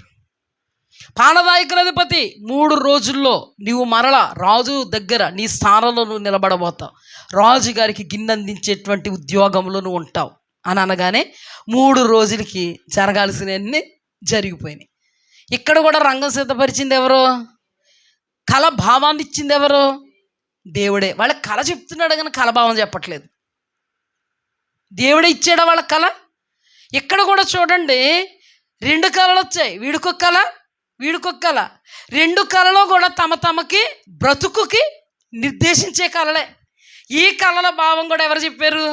ఇందాక మనం ధ్యానం చేసుకున్నటువంటి ఆ మూల వాక్య భాగంలో దేవుడు దేనినైతే జరిగించాలని అనుకున్నాడో దానిని శీఘ్రంగా జరిగిస్తాడు. ఇప్పుడు వీళ్ళకి కళలు ఇచ్చినోడు ఎవరో? మరి శీఘ్రంగా జరిగించాడు లేదా? హల్లెలూయా. ఒక పాయింట్ గుర్తుపెట్టుకోండి, కరెక్ట్గా నిర్ణయకాలం దగ్గరికి వస్తుంది. పానదాయకల అధిపతి మన యోసేపుని మర్చిపోయి ఆనందంలో అందరినీ మర్చిపోయాడు, యోసేపును కూడా మర్చిపోయాడు. మర్చిపోయిన తర్వాత ఫరోకి కళ ఇచ్చింది ఎవరో? కానీ భావం చెప్పాడా? అతని దగ్గర ఉన్న వాళ్ళు ఎవరైనా చెప్పగలుగుతున్నారా? పేరుకు మాత్రం వాళ్ళు ఎవరో? జ్ఞానులు, తత్వజ్ఞానం కలిగిన వాళ్ళు. కానీ దేవుడు ప్రమేయం లేకుండా ఎవడన్నా చెప్పగలడా? చెప్పలేడు. ఆయన నిజ దేవుడు కాబట్టి. హల్లెలూయా. ఇప్పుడు కళ భావం ఎవరో చెప్పలేకపోతున్నారో సడన్గా పానదాయకుల అధిపతి గుర్తొచ్చింది. రాజా, నేను మీ యొద్ద మరలా గిన్నె అందించేటువంటి పరిస్థితిలో ఉన్నానంటే నాకు వచ్చిన కళ కారణం, ఆ కళ భావం చెప్పినోడు కారణం. ఎవరతను అంటే హెబ్రీయుల పరుచువాడు ఒకడు ఉన్నాడు. పడుచువాడు అప్పటికి 30 సంవత్సరాలు, అతనికి 30 సంవత్సరాలు అప్పటికి. పడుచువాడు ఒకడు ఉన్నాడు. అతడు మా కళల భావం చెప్పాడు. ఆ భావం ఎలాగైతే చెప్పాడు ఎగ్జాక్ట్గా కళల భావం అలా జరిగింది. మరి ఇంకా ఆలోచిస్తావు ఎందుకు? తీసుకొచ్చా ఇక్కడికే. రంగం ఎవరు సిద్ధపరుస్తున్నారు? హల్లెలూయా. ఎక్కడి నుంచి సిద్ధపరుస్తున్నాడు? ఒక మాటలో చెప్పాలంటే కళ ఇప్పుడు ఇచ్చాడు, అప్పుడు నుంచి సిద్ధపరుస్తున్నాడు. ఎప్పటి వరకు సిద్ధపరుస్తున్నాడు? కళ భావంలో నిలబెట్టే వరకు సిద్ధపరుస్తున్నాడు. ఎవరు బాధ్యత తీసుకున్నారు? కళ ఇచ్చిన దేవుడే తీసుకున్నాడు. హల్లెలూయా.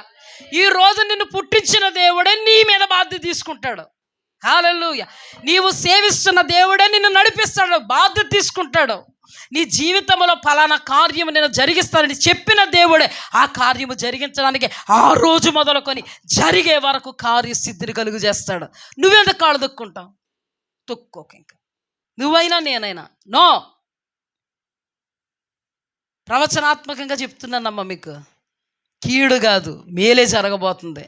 మీరందరిలోనూ ప్రభువును మహింపరచండి. ప్రభువా నువ్వే సర్వం, ప్రభువా నువ్వే సమస్తం అని ఆయన పాదాలు పట్టుకుంటే మనల్ని ఏమైనా గింటేస్తాడండి ఆయన?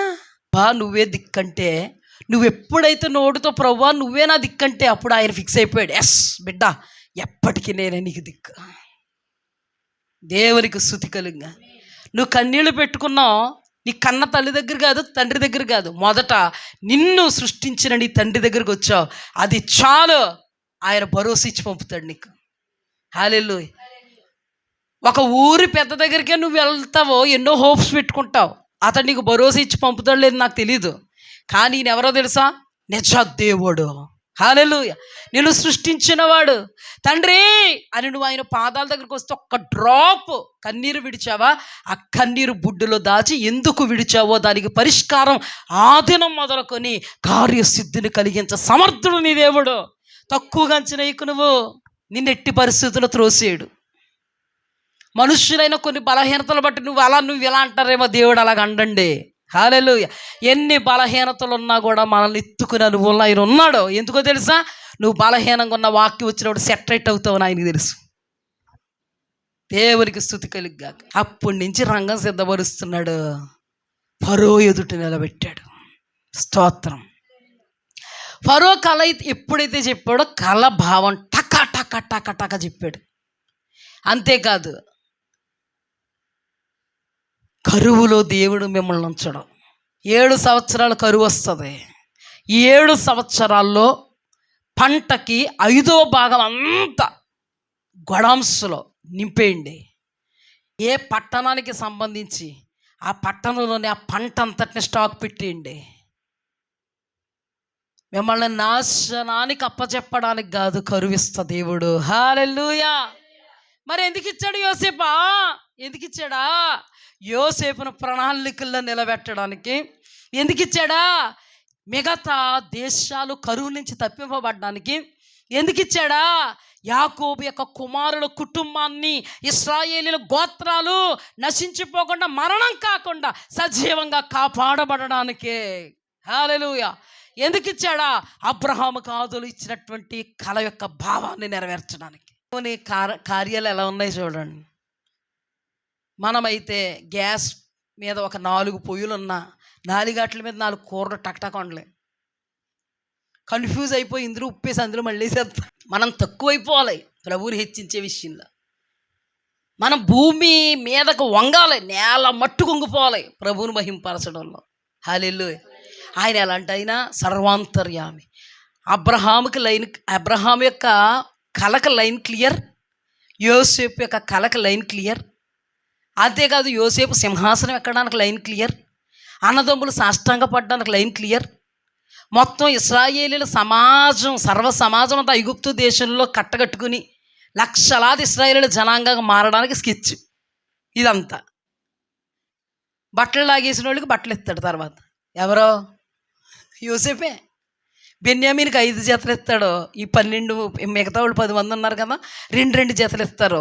దారిలో వెళ్ళిపోయేటోడు కొట్లాడకండి అంటారే వాళ్ళ స్వభావాన్ని బట్టి. ఏం జరిగిందంటే మొత్తం చెప్తున్నాడు, లేదు మిమ్మల్ని కరువులో నాశనం చేయడానికి కాదు, ఇదిగో కరువు నుండి తప్పించడానికే దేవాది దేవుడు ఫరో అయినటువంటి తమరికి 2 మారులు కలను బయలుపరిచారు. అయ్యా కల భావం ఇది, 7 సంవత్సరాల కరువు రాబోతుంది. 7 సంవత్సరాలు సమృద్ధిగా పండేస్తే పంటలో, సమృద్ధిగా పండేసిన వాటిలో 5వ భాగం అంతా మీరు స్టాక్ పెట్టేయండి. అప్పుడు ఫరో దగ్గర ఉన్న సేవకులు, ఇలా దైవజ్ఞానం కలిగిన వాళ్ళని, జ్ఞాన వివేకము కలిగిన వాళ్ళని మనం కనుగొనలేం. యోసేపా, నీ వంటి జ్ఞాన వివేకములు గలవాడెవడో, నువ్వేది చెప్తున్నావు అది సున్నైనను పొల్లైనను తప్పిపోకుండా చేసి నిలబెట్టాయి, నేను ఫరోని మాత్రమే. 32 ఈ కార్యము దేవుని వలన నిర్ణయింపబడి ఉన్నది, ఇది దేవుడు శీఘ్రంగా జరిగించును, అందుచేతనే ఆ కల ఫరోకు రెట్టింపబడిను. కాబట్టి ఫరో వివేక జ్ఞానములు గల ఒక మనుష్యుని చూచుకుని ఐగుప్తు దేశం మీద అతను నియమింపవలెను. ఫరో అట్లు చేసి ఈ దేశము పైన అధిపతులను నియమించి సమృద్ధిగా పంట పండు 7 సంవత్సరాలలో ఐగుప్తు దేశం అంతటను 5వ భాగం తీసుకొనవలెను. రాబోవు ఈ మంచి సంవత్సరాలలో దొరుకు ఆహారం అంతయు సమకూర్చి ఆ ధాన్యము ఫరో చేతికి అప్పగించి ఆయా పట్టణాలలో ఆహారమునకై భద్రం చేయవలెను. కరువు చేత ఈ దేశము నశించిపోకుండా ఆ ఆహారం ఐగుప్తు దేశములో రాబోవు కరువు సంవత్సరములు 7ంటికి ఈ దేశమందు సంగ్రహముగా ఉండునని ఫరోతో చెప్పెను. ఆ మాట ఫరో దృష్టికి అతని సమస్త సేవకుల దృష్టికి యుక్తమై ఉండెను గనుక అతడు తన సేవకులను చూచి, ఇతని వలె దేవుని ఆత్మగల మనుష్యుని కనుగొనగలమా అని అనెను. మరియు ఫరో, దేవుడి అంతయు నీకు తెలియపరచును గనుక నీ వలె వివేక జ్ఞానములు గల వారెవరునూ లేరు. నీవు నా ఇంటికి అధికారివై ఉండవలను, నా ప్రజలందరూ నీకు విధేయులయుందురు.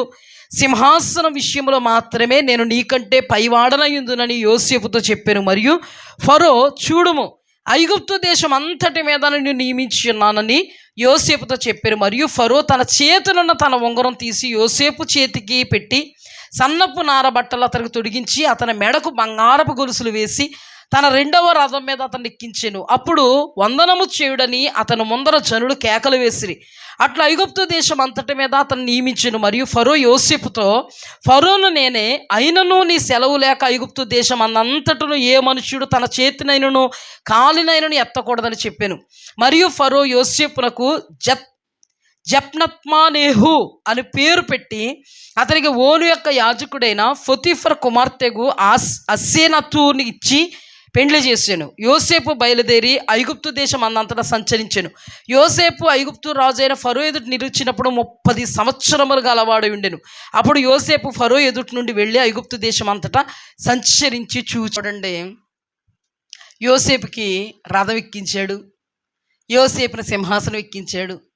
ఫరో అంటున్నాడు, యోసేపు నీవు నా ఇంటికి అధికారమే ఉండవలని. పెట్టాల్సిన బంగారం పెట్టాడు, బంగారపు గొలుసులు వేసాడు. నా ఐగుప్తు దేశం అంతటికి నువ్వే మెయిన్ పర్సన్, ఈ అనుమతి లేకుండా ఎవరో కాలు ఎత్తకూడరు, దించరు, అందరికీ నువ్వే బాస్ అన్నాడు. అధికారికంగా ప్రకటించేసాడు. ఇప్పటి నుంచి అతని పరిస్థితి వేరుగా ఉంది, రాజులా ఉంది. ఎలా ఉంది? రాజులా ఉంది. ఇది గుర్తుపెట్టుకోండి. ఆ తర్వాత ఏం జరిగిందంటే, తినక భార్య వచ్చింది, పిల్లలు వచ్చేసారు, 2 పిల్లలు పుట్టేశారు. మనష్షే, 2వడికి ఎఫ్రాయిము అని పెడతాడు పేరు. కరువు సంవత్సరాలు వచ్చేసాయి. సమృద్ధిగా పండిన సంవత్సరాల పంటంతా స్టాక్ పెట్టేశాడు. గంగావతిలో కోసింది గంగావతి గొడం, సింధునూరులో కోసింది సింధునూరు గొడం, రాయచూరులో కోసింది రాయచూరు గొడం, మొత్తం ఎక్కడ పట్టణాలు ఉన్నాయో పట్టణాల్లో మందంతా కాటికి గొడవ స్టాక్ పెట్టేసాడు. కరువు వచ్చేసింది. ఐగుప్తు దేశంలో తిన్నవాళ్ళు తిన్నారో ఈ కరువులో ఆహారం లేకపోతే ఫరో దగ్గరికి వచ్చి గోడు చెప్పుకుంటున్నారు, అయ్యా మాకు ఆహారం లేదు. మీరు చెప్పాల్సింది నాతో కాదు, మీరు యోసేపు దగ్గరికి వెళ్ళండి, అతడు ఏం చెప్తే చేయండి. హల్లెలూయా. యోసేపు పలానా పలానా పలానా డబ్బులు ఇచ్చుకునో లేకపోతే బంగారం ఇచ్చుకునో లేకపోతే ఏదో తీసుకుని వాళ్ళకి ధాన్యం అమ్ముతూ ఉన్నాడు. హల్లెలూయా. ప్రపంచం అంతటికీ తెలిసిపోయింది ఇది. ప్రపంచంలో చాలా దేశాలు ఉన్నాయి, వాళ్ళకి కరువులు వచ్చేసాయి. అర్థమైందా? అందరికీ కరువులు వచ్చాయి, కానీ ఐగుప్తు దేశంలో ఉన్న ఫరోకి మాత్రమే కరువు వస్తుందని బయలుపరిచాడు. హల్లెలూయా. ఎందుకంటే యోసేపు ఐగుప్తు దేశానికి మాత్రం వెళ్ళాలి కాబట్టి. హల్లెలూయా. అర్థమైందా? అలాగని అందరికి కరువులు వచ్చాయి, కానీ ఐగుప్తు దేశంలో కరువు వస్తుంది కానీ కరువు ఎవరు అనుభవించరు. ఏంటంటే సమృద్ధి పెట్టేశారు. ఇప్పుడు అంతేకాదు, యోసేపుని ఐగుప్తు దేశానికి మాత్రమేనా, ఇతర దేశస్తులు కూడా ఎక్కడికి రావాలి? ఐగుప్తు దేశానికి వచ్చి ఫరో మన యోసేపు దగ్గరికి వచ్చి ఆహారాన్ని సంగ్రహించుకుని అంటే కొనుక్కుని వెళ్ళాలి. చాలామంది ఆయా దేశాల్లో నుంచి ఈ కరువులో పలానా ఐగుప్తు దేశంలో సమృద్ధి ఉందంటని పక్క దేశాలకి తెలిసి యోసేపు దగ్గరికి వెళ్ళి యోసేపు దగ్గర కొనుక్కుని వస్తున్నారు చాలామంది. ఈలోపు మన కనాను దేశంలో ఉన్నారు కదా, యాకోబు అంటున్నాడు, ఇలాగా మనం ఆహారం లేక చచ్చిపోతామేమో, పలానా ఐగుప్తు దేశంలో ఆహారం ఉందని విన్నాను, చాలా దేశాల్లో నుంచి ఐగుప్తు దేశానికి వెళ్ళి ఆహారాన్ని తెచ్చుకుంటున్నారు, ఒరే మీరు అక్కడికి వెళ్ళి ఆహారాన్ని కొని తీసుకురండి రా అన్నాడు. అలాగే నాన్న మేము కొని తీసుకొస్తాము అంటే, మన యాకోబుకి బెన్యామీన్ అంటే చాలా ప్రేమ. ఎందుకంటే యోసేపు లేడు కదా, అన్నదమ్ముల మధ్యలోనే యోసేపు మాయమైపోయాడని ఈ బెన్యామీన్ను కూడా మాయం చేసేస్తారేమని స్పష్టంగా బెన్యామీన్ దగ్గర పెట్టుకుంటాను. బెన్యామీన్ రాడు, మీరు మాత్రమే ఐగుప్తు దేశానికి వెళ్ళి ఆహారాన్ని కొని తీసుకురండి అని బెన్యామీన్ దగ్గర పెట్టుకు పంపాడు. పంపగానే ఐగర్లు సంచునట్టుకుని చేతులతో ఐగుప్తు దేశానికి వెళ్ళి ప్రభువుగా ఉన్నటువంటి తన సహోదరుడైనటువంటి యోసేపుకి నేల మట్టుకు వంగి సాష్టాంగ నమస్కారం చేశారు. హల్లెలూయా. ఆ మాట నేను మీకు చదివిస్తాను. 5 సార్లు సాష్టాంగ నమస్కారం చేసినట్టు ఉంటుంది. చదివిస్తాను చూడండి, చూపిస్తాను చూడండి. కళేంటి వీళ్ళకి? యోసేపు కళేంటి? అన్నదమ్ములు ఆయన పనకి నమస్కారం పెడతానంటేనే జీర్ణించుకోలేకపోయారు. పనులు నమస్కారం పెడితే, పనులు నమస్కారం పెడితేనే జీర్ణించుకోలేకపోయారు. అజీర్తి చేసి వామిటింగ్ అయింది కదా. ఆ తర్వాత నక్షత్రాలు, అంతేనా, నక్షత్రాలు సాష్టాంగ పడితేనే మేము నక్షత్రాలకు పోల్చబడ్డాము, మేము వీడికి సాష్టాంగ పడతామని మా మీద నీవు ఏలుకవా హెచ్చించుకుంటున్నావా అని వీళ్ళు అన్నారు. నాన్నేమన్నాడు? గద్దించి మనసులో పెట్టుకున్నాడు. కానీ అక్కడ పనులు కాదు, కానీ నిజంగా యోసేపు ఎదుట నేల మీదకు వంగి సాష్టాంగపడి నమస్కారం చేసి మాటి మాటికి తమరు తమరు తమరు, మాటి మాటికి ప్రభువుల వారు ప్రభుల వారు ప్రభుల వారు, మాటి మాటికి ఫరో అంతటి వారు ఫరో అంతటి డొప్పే,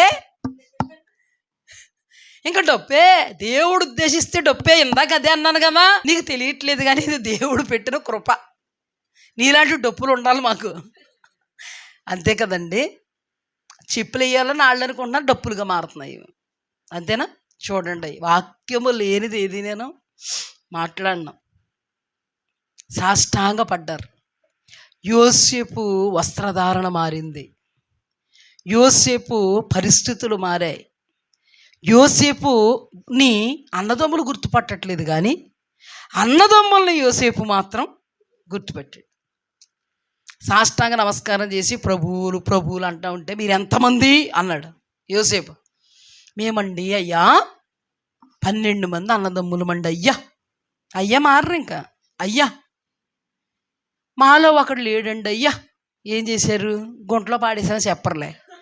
ఒకళ్ళు లేడండి అయ్యా, మా చిన్నోడు మా తండ్రి గారి దగ్గర ఉన్నాడండి అయ్యా, మేము 10 మంది అయ్యా. ఎందుకు వచ్చారు? మేము కరువుతో చచ్చిపోతామేమో అనండి అయ్యా, మా నాన్నగారండి అయ్యా ఇక్కడ సమృద్ధి ఉందని రోకలిచ్చి డబ్బులిచ్చి సంగ్రహించుకుని రమ్మని పంపారండి అయ్యా. అయ్యా మీరు దయదలిస్తే ఇదిగో ఈ రోకలు తీసుకుని డబ్బులు తీసుకుని మాకు ఆహారం పెట్టండి అయ్యా.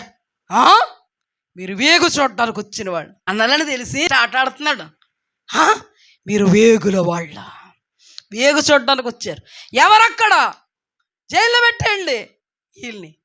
అయ్య బాబోయ్, మేము వేగుల వాళ్ళం కాదండి అయ్యా, మేము యథార్థవంతులమయ్యా, మా తండ్రి గారికి మేము యథార్థవంతులమైన కుమారులమండి అయ్యా, మేము వేగుల వాళ్ళం కాదండి అయ్యా, యథార్థవంతులు అండి అయ్యా. నోర్మాయ్, వేగు చూడడానికి వచ్చి యథార్థవంతులు అన్నారు. ఎంతమంది మీరు అన్నదమ్ములు? మీరే గనక యథార్థవంతులైతే మీ నాన్న దగ్గర ఉన్న కొడుకు తమ్ముడిని తీసుకురావాలి. మీరే గనక యథార్థవంతులైతే నిరూపించుకుంటే, మీరు నిజంగా వేగు చూడడానికి రాకపోతే నిజంగా మీ తమ్ముడు నాన్న దగ్గర ఉన్నాడు అన్నారే, ఆ తమ్ముడిని తీసుకురావాలి. పట్టుకెళ్ళండి, ఒకరిని బంధించండి, ఇక్కడ ఒకరిని ఉంచండి, ఇక్కడ వెళ్ళండి మీరు. ఆ తర్వాత ఏం చేశాడంటే డబ్బులు తీసుకుని ఆహారాన్ని ఇచ్చేసి వీళ్ళ డబ్బులు మళ్ళీ వాళ్ళ దాంట్లోనే పెట్టేసి పంపేశాడు ఇంటికి. ఇంటికి పంపేసేటప్పటికి ఇంటి దగ్గరికి వచ్చి, నాన్న రోకలు బయటకు తీసేటప్పటికి వాళ్ళ డబ్బులు వాళ్ళ దగ్గర ఉన్న అళ్ళు పోయారు. ఇళ్ళు హాయ్ బాబోయ్ అంటే, ఏం లేదులే నెక్స్ట్ వెళ్ళేటప్పుడు ఇచ్చేయండి అంటే, నెక్స్ట్ వెళ్ళేటప్పుడు ఇచ్చేయండి అంటున్నా, తమ్ముడిని తీసుకురమ్మన్నారంటే నాన్న గట్టి పట్టేసుకున్నాడు. యోసేపు లేకుండా చేశారు. ఇప్పుడు బెన్యామీన్ని పంపుతానంటున్నారు. షిమ్యోన్ని ఏమో ఇప్పుడు అక్కడ పెట్టొచ్చారు వీరు. మరి ఒకడు నువ్వు చేసుకున్నాడు కదా, నాకు యోసేపు పోయాడు, షిమ్యోను పోయాడు, ఇప్పుడు బెన్యామీన్ను కూడా పోగొడతారా? మృతులు లోకంలోనికి ఆనందంగా వెళ్ళనివ్వరా మీరు? నన్ను దుఃఖంతో సాగనంపుతారు నన్ను. ఏవి చెయ్యాలో అర్థం అవ్వట్లేదు. వాళ్ళ నాన్న పంపడానికి ఇష్టం పడట్లే. తెచ్చుకున్నాయన్నీ అయిపోయినాయి. ఎప్పుడైతే తెచ్చుకున్నాయి అయిపోయినాయో ఇప్పుడు అంటున్నాడు, నాన్న ఒరే మరలా రోకలు ఇస్తాను, మొన్న తెచ్చేసిన ఆ రోకలు కూడా పట్టుకెళ్ళి యథార్థంగా ఇచ్చేయండి, కొన్ని తినుబండారాలని కాసిన పళ్ళని ఆ బాదం గింజలని అవి పంపుతాను, ఆయనకి మీరు పట్టుకెళ్ళి ఇచ్చేయండి రా, అన్నం తిండి, మీరు మనకు ఆహారం తీసుకురండి అంటే, ఏటి తెచ్చిది ఆహారం? చచ్చిపోదాం ఇక్కడే. నువ్వేమో తమ్ముడిని పంపనంటావు, ఆయనేమో తమ్ముడిని తీసుకురమ్మంటాడు. చచ్చిపోదాంలే, ఇక్కడ చచ్చిపోదాం. అప్పుడు యోధా అంటాడు, నాన్న నా మాట విను, ఒకవేళ బెన్యామీను కానీ నీకు తిరిగి తీసుకురాకపోతే నేనే పూటపడతాను, దానికి దయచేసి నన్ను నమ్ము, ఖచ్చితంగా ఆయన అన్నది నిజం. బెన్యామీనుని చూపిస్తే షిమ్యోను వదిలేస్తాడు, మేము అందరం కలిసి వచ్చేస్తాం ఆహారం పట్టుకున్నానంటే, అతను మంచి మనసు చేసుకుని బెన్యామీనుని కొంచెం డౌట్ తోటి పంపాడు. పంపేటప్పటికి యోసేపు దగ్గర నిలబడేటప్పటికి బెన్యామీను చూడగానే యోసేపుకి దుఃఖం తండుకుని వస్తుంది. ఆ దుఃఖం తండుకుని వచ్చేటప్పుడు వాళ్ళ దగ్గర ఏడిస్తే బాగోదని ఏడవడానికి స్థలాన్ని ఎత్తుక్కుని కడుపార సంతృప్తిగా ఏడ్చేసి కళ్ళు తుడుచుకుని మరలా సబ్బు పెట్టి ముఖం కడిగేసుకుని ఏమీ ఎరగనట్టుగా మేకప్ కొట్టేసి, అంటే పౌడర్ మేకప్ అంటే అనుకుంటారు, అక్కడికి వెళ్ళి నిలబడి మాట్లాడతాడు, వీళ్ళందరిని ఇంటికి తీసుకురండి అని. ఈ అన్నదమ్ములు అనుకుంటారు, రే ఇంటికి తీసుకురమ్మన్నాడు, మన మీద పడి చంపేస్తాడు.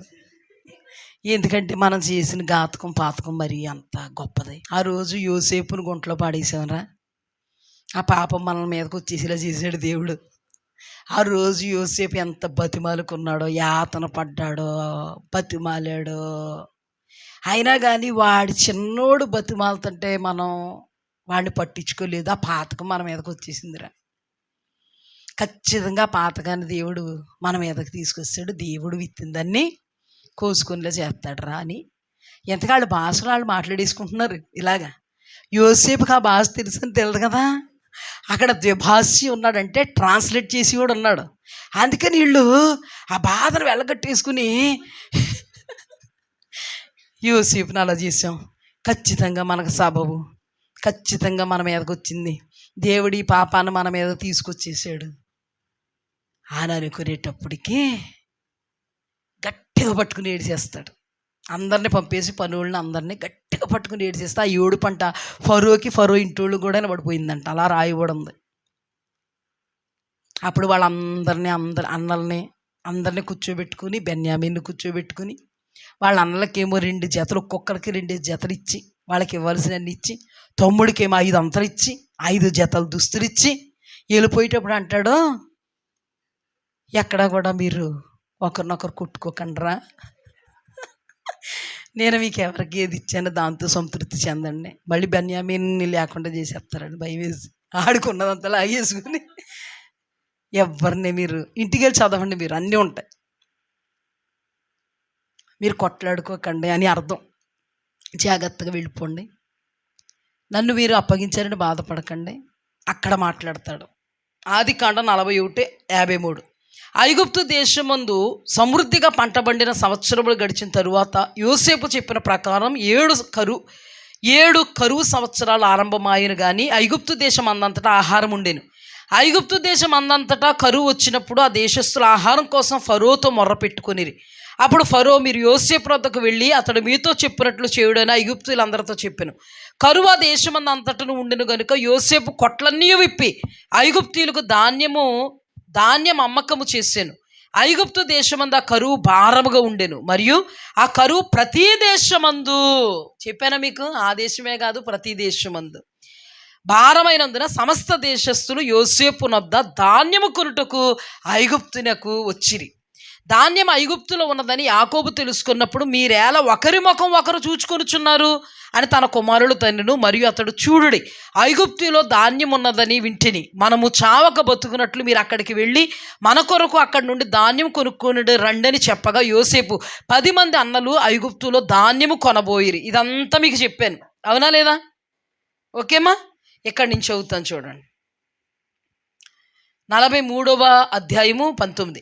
వారు యోసేపు గృహ నిర్వాహకుని యొద్దకు వచ్చి ఇంటి ద్వారమున అతనితో మాట్లాడి, అయ్యా ఒక మనవి, మొదట మేము ఇక్కడ చూడండి, ఇక్కడ ఒక మాట, యోసేపుకి గృహ నిర్వాహకత్వపు పనివాడున్నాడు. హల్లెలూయా. ఒకప్పుడు యోసేపే ఈ గృహ నిర్వాహకత్వపు పనివాడిగా ఉన్నాడు. పొతిఫర్ ఇంటికి గృహ నిర్వాహకత్వపు వాడిగా ఉన్నాడు. ఇప్పుడు యోసేపు ఏకే గృహ నిర్వాహకత్వపు పనివాడు ఉన్నాడు. ఇది తప్పేం కాదు కదండి.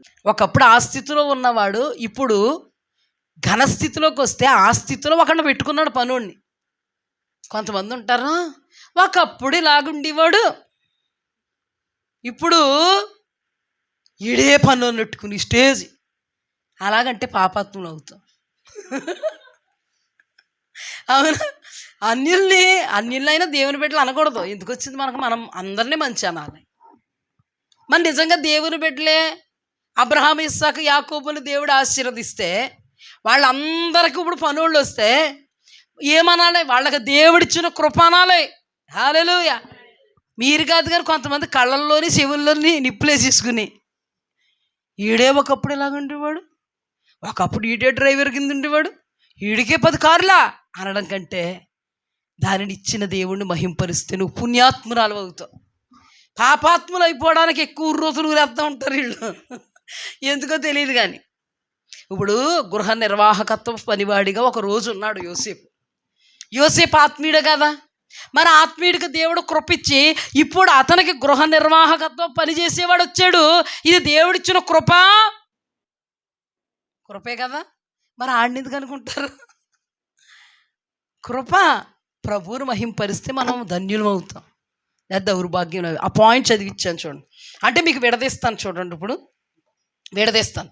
ఇప్పుడు నేల మీద సాగిల పడ్డారనే విషయాలు 42:7, 43 26, 28, 44 14 4 సార్లు నేల మీదకి మోపి సాష్టాంగ నమస్కారం చేశారు.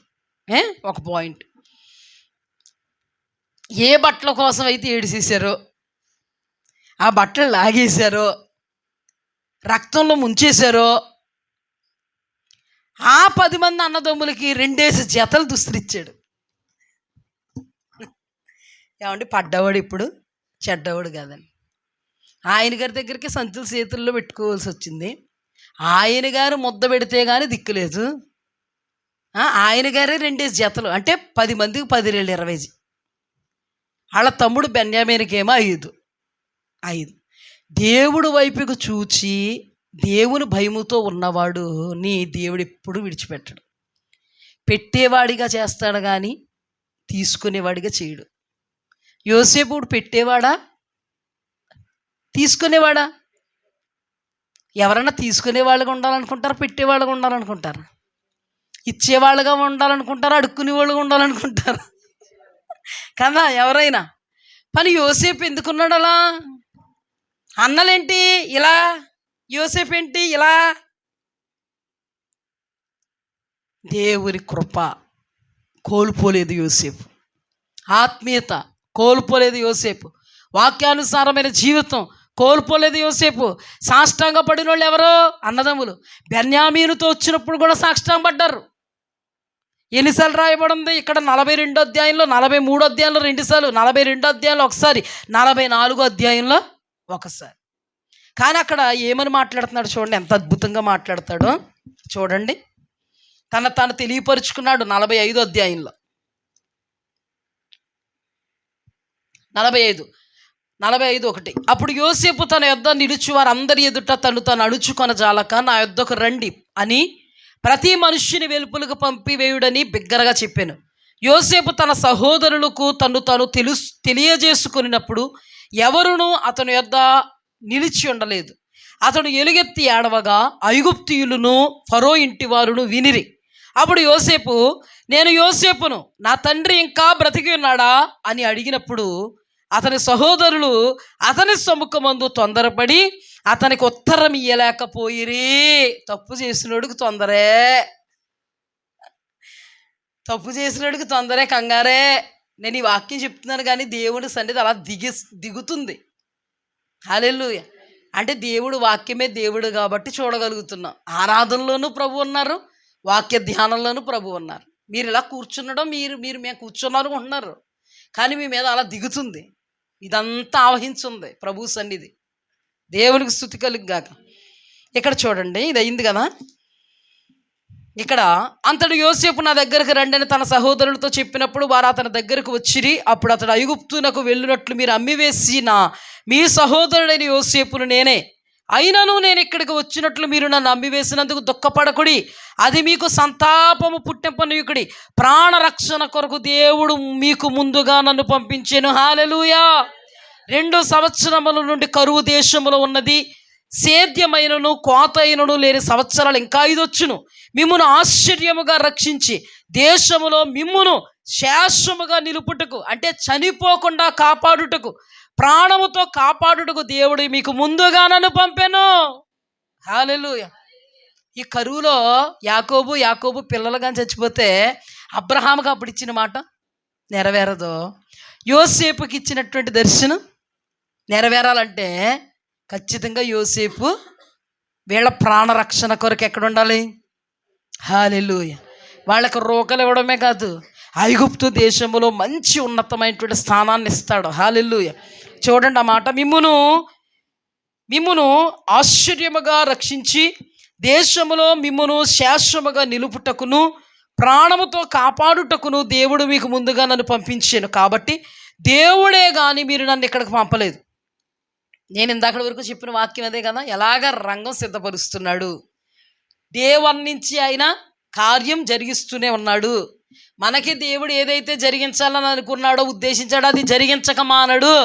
మనము ఆయన బిడ్డలము, అబ్రహాము సంతానము, ఇస్సాకు యాకోబుల యొక్క సంతానము, వాగ్దాన పుత్రులము. మనకిచ్చిన వాగ్దానాన్ని, స్వప్నాన్ని, దర్శనాన్ని నెరవేర్చుటకు దేవుడు రంగం సిద్ధపరుస్తాడు. కాబట్టి దేవుడే కానీ మీరు నన్ను ఇక్కడికి పంపలేదు. ఆయన నన్ను ఫరోకు తండ్రిగా, ఎంత ఘనత ఇచ్చాడో చూడండి. ఆయన నన్ను ఫరోకు తండ్రిగాను అతని ఇంటి వారికి అందరికీ ప్రభువుగాను ఐగుప్తు దేశం అంతటి మీద ఏలికగాను. హల్లెలూయా. ఎంత ఘనత అండి ప్రభువా.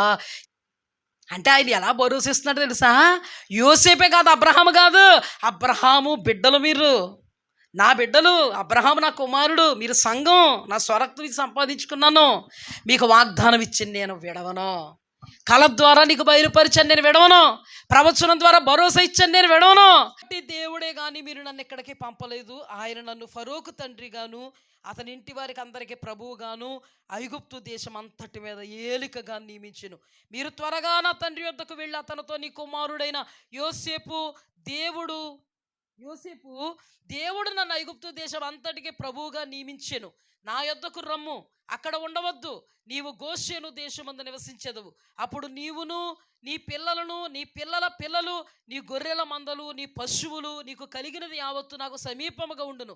ఇకను 5 కరువు సంవత్సరాలు వచ్చును గనుక నీకు, నీ ఇంటి వారికి, నీకు కలిగినదంతటికి నీ పేదరికం రాకుండా అక్కడ నిన్ను పోషించేదని అన్నాడని చెప్పుడి. ఇదిగో మీతో మాట్లాడుచున్నది నా నోరే, అవి మీ కన్నులను నా తమ్ముడైన బెన్యామీను కన్నులను చూచుచున్నవి. ఐగుప్తులో నాకు కలిగిన సమస్త ఘనతను, హల్లెలూయా, మీరు చూచినది యావత్తు నా తండ్రికి తెలియజేసి త్వరగా నా తండ్రిని ఇక్కడికి తీసుకొని రండని తన సహోదరులతో చెప్పి. నేను ఈ పొజిషన్లో ఉన్నాను చెప్పండి. నాన్నకి మీరు, మీ పిల్లల పిల్లలు పస్సులు ఉండక్కర్లే, కరువు వద్దు, ఐగుప్తు దేశంలోకి రండి, గోషేను ప్రాంతాన్ని ఇస్తాను నేను మిమ్మల్ని పోషిస్తాను, నేను మీకు రక్షకుడుగా ఉంటాను, భయపడకండి. మీరు శాశ్వతం కలిగి ఉండాలని, మీరు చనిపోకూడదని దేవుడే ముందుగా నన్ను పంపించాడు. 15వ అధ్యాయము ఆదికాండం 11 ప్రొద్దు గ్రుంకపోయినప్పుడు అబ్రహామునకు గాఢ నిద్ర పట్టెను. భయంకరమైన కటిక చీకట తన కమ్మగా ఆయన, నీ సంతతి వారు తమది కాని పరదేశమందు నివసించి ఆ దేశపు వారికి దాసులుగా ఉందురు. వారు 400 ఏళ్ళు వీళ్ళని శ్రమ పెట్టుదురు. వీళ్ళ ఎవరికి దాసులు అవుదురో ఆ జనమునకు నేనే తీర్పు తీర్చుదును. తరువాత మిక్కిలి ఆస్తితో బయలుదేరు. ఇప్పుడు వీళ్ళు గోషేను ప్రాంతంలో ఎంతమంది అయ్యారండి? లక్షలాది కాల్బలం. ఎవరికి దాసులుగా ఉన్నారో వాళ్ళ పక్షముగా దేవుడు మోషేని ఏర్పాటు చేసి 10 అద్భుతాలు చేసి ఐగుప్తు దేవతలకు తీర్పు తీర్చి ఐగుప్తు తొలుచులను హతమార్చి రాజులను గద్దించి యెహోషువ ద్వారా పాలు తేనెలు ప్రవహించే దేశానికి తిరిగి తీసుకొచ్చాడు. ఎవరినే? 4వ తరాన్ని. హల్లెలూయా. దేవుడు మాట ఎంత సత్యమండి. అబ్రహాం అయిపోయాడు, చనిపోయాడు, పాతి పెట్టబడ్డాడు. అబ్రహాము కొడుకు చనిపోయాడు, పాతి పెట్టబడ్డాడు. యాకోబు కుమారులు, యాకోబు కుమారుల యొక్క లక్షలాది ఇశ్రాయేలీయుల జనాంగం, అన్ని తరాల ప్రజలు, వాళ్లకు పుట్టినోళ్ళని మరలా దేవుడు ఎక్కడ తీసుకొచ్చాడు? అబ్రహాముకి ఇచ్చిన మాటను బట్టి. ఎన్ని కార్యాలు చేశాడు దేవుడు అబ్రహాముకి, మన యోసేపుకి ఇచ్చినటువంటి మాటను బట్టి. నేను చెప్పాను కదా, ఏమని చెప్పాను ఇక్కడ? 42 అధ్యాయం 7, 43, 26, 43, 28, 44, 14లో ఏమని రాయబడిందంటే ఇదే మాట. యోసేపు సహోదరులు వచ్చి ముఖమును నేలను మోపి అతనికి వందనం చేసిరి. యోసేపు సహోదరులు సాష్టాంగ పడతారని కలిచ్చాడు. ఆ కళను దేవుడు స్పష్టంగా నెరవేర్చాడు. అబ్రహాముకి దేవుడు కలలో కనిపించి మాట్లాడాడు. స్పష్టంగా ఆ కళ భావమును నెరవేర్చడానికి యోసేపును దేవుడు సింహాసనం ఎక్కించాడు ఐగుప్తు దేశంలో.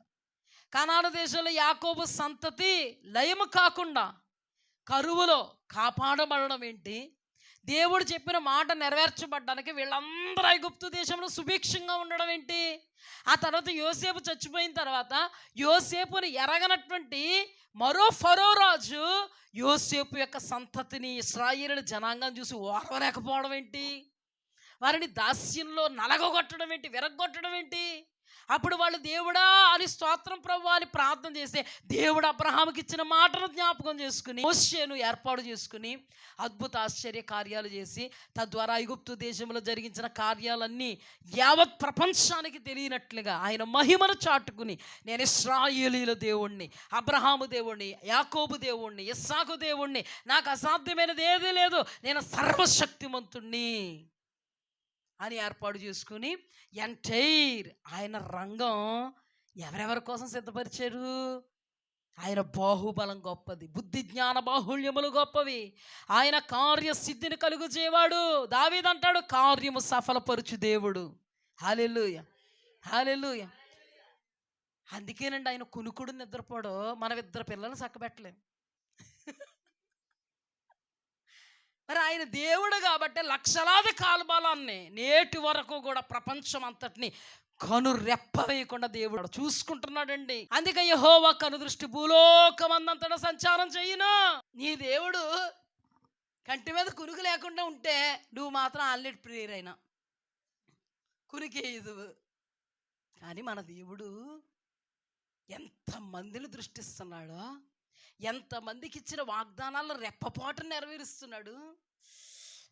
ఒక్క దెబ్బకి 2 పెట్టెలు అంటారు, 2 పెట్టెలు ఏం కర్మ, ఒక్క దెబ్బకి ఎన్ని రకాల కార్యాలన్నా చేయగలడు. ఎందుకో తెలుసా? ఆయన దేవుడు అతీతుడు, అనంతుడు, సర్వశక్తుడు. దేవుడు అంటే ఇలా ఉండాలి, క్వాలిటీ ఉండాలి. మన దేవుడు ఇప్పటికప్పుడు నేనే దేవుడిని రుజువుపరుచుకుంటున్నాడు.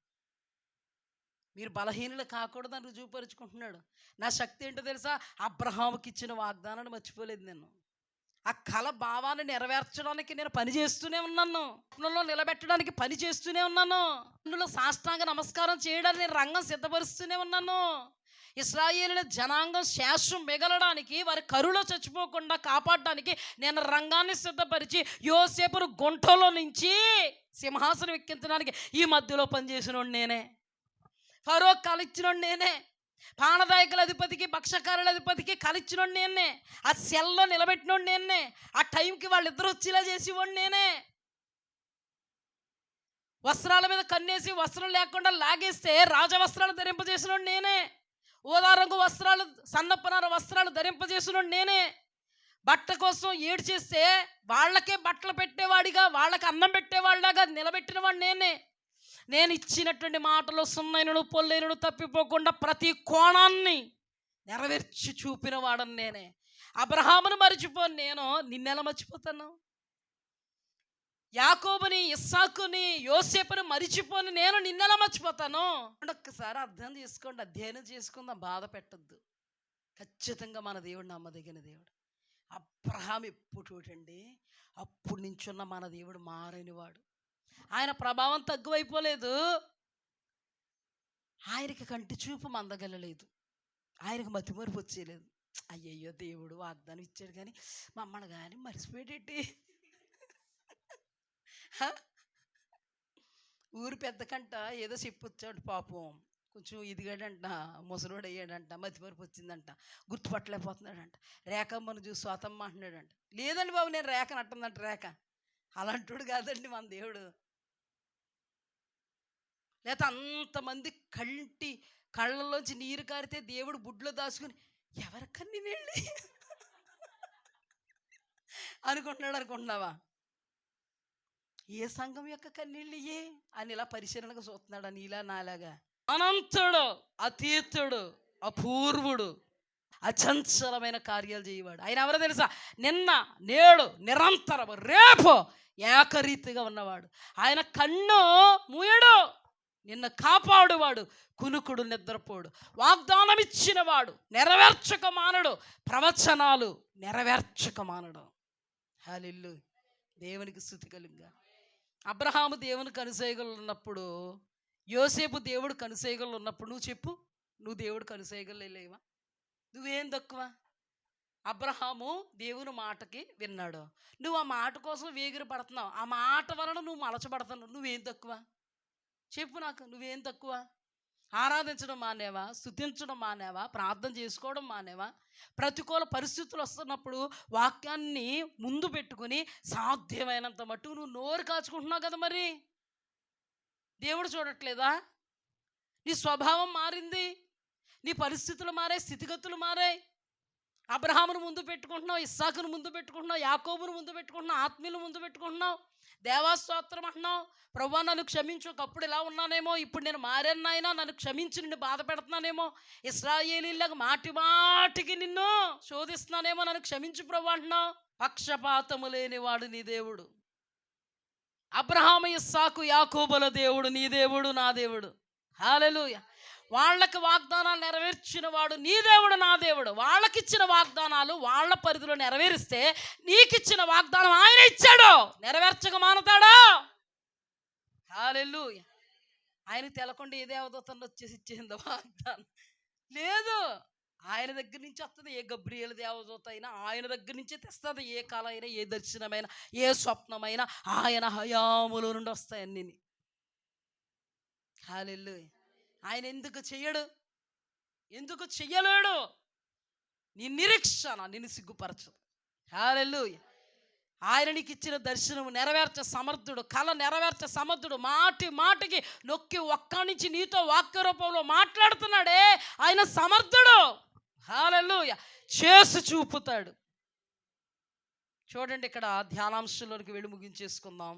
ఈ కార్యము దేవుని వలన నిర్ణయింపబడి ఉన్నది, ఇది దేవుడు శీఘ్రంగా జరిగించును, అందుచేతనే ఆ కల ఫరోకి రెట్టింపబడిను. నేను మీకు అన్వయించి చెప్తున్నాను, ఈ కార్యము దేవుని వలన నిర్ణయింపబడినది. అందుకే దేవుడు మీకు కలనిచ్చాడు, దర్శనాన్ని ఇచ్చాడు, వాక్యము ద్వారా మాటి మాటికి మాట్లాడుతున్నాడు. ఎందుకంటే శీఘ్రముగా దానిని జరిగించ సమర్థుడు నీ దేవుడు.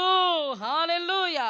అందుచేతనే వాక్య రూపములో, కళల రూపములో, దర్శనాల రూపములో మీతో మాట్లాడుతున్నాడు. ఆయన మీ మధ్యలో ఉన్నాడు. ఇది ప్రవచనాత్మకమైన మాట. దేవునికి స్తుతి కలుగుగాక. హల్లెలూయా. ఇటు కృపలో దేవుడు మనల్ని నిలబెట్టినందుకు సాష్టాంగపడి దేవునికి స్తుతులు, స్తోత్రములు, వందనములు చెల్లించుదుము. ఆమేన్.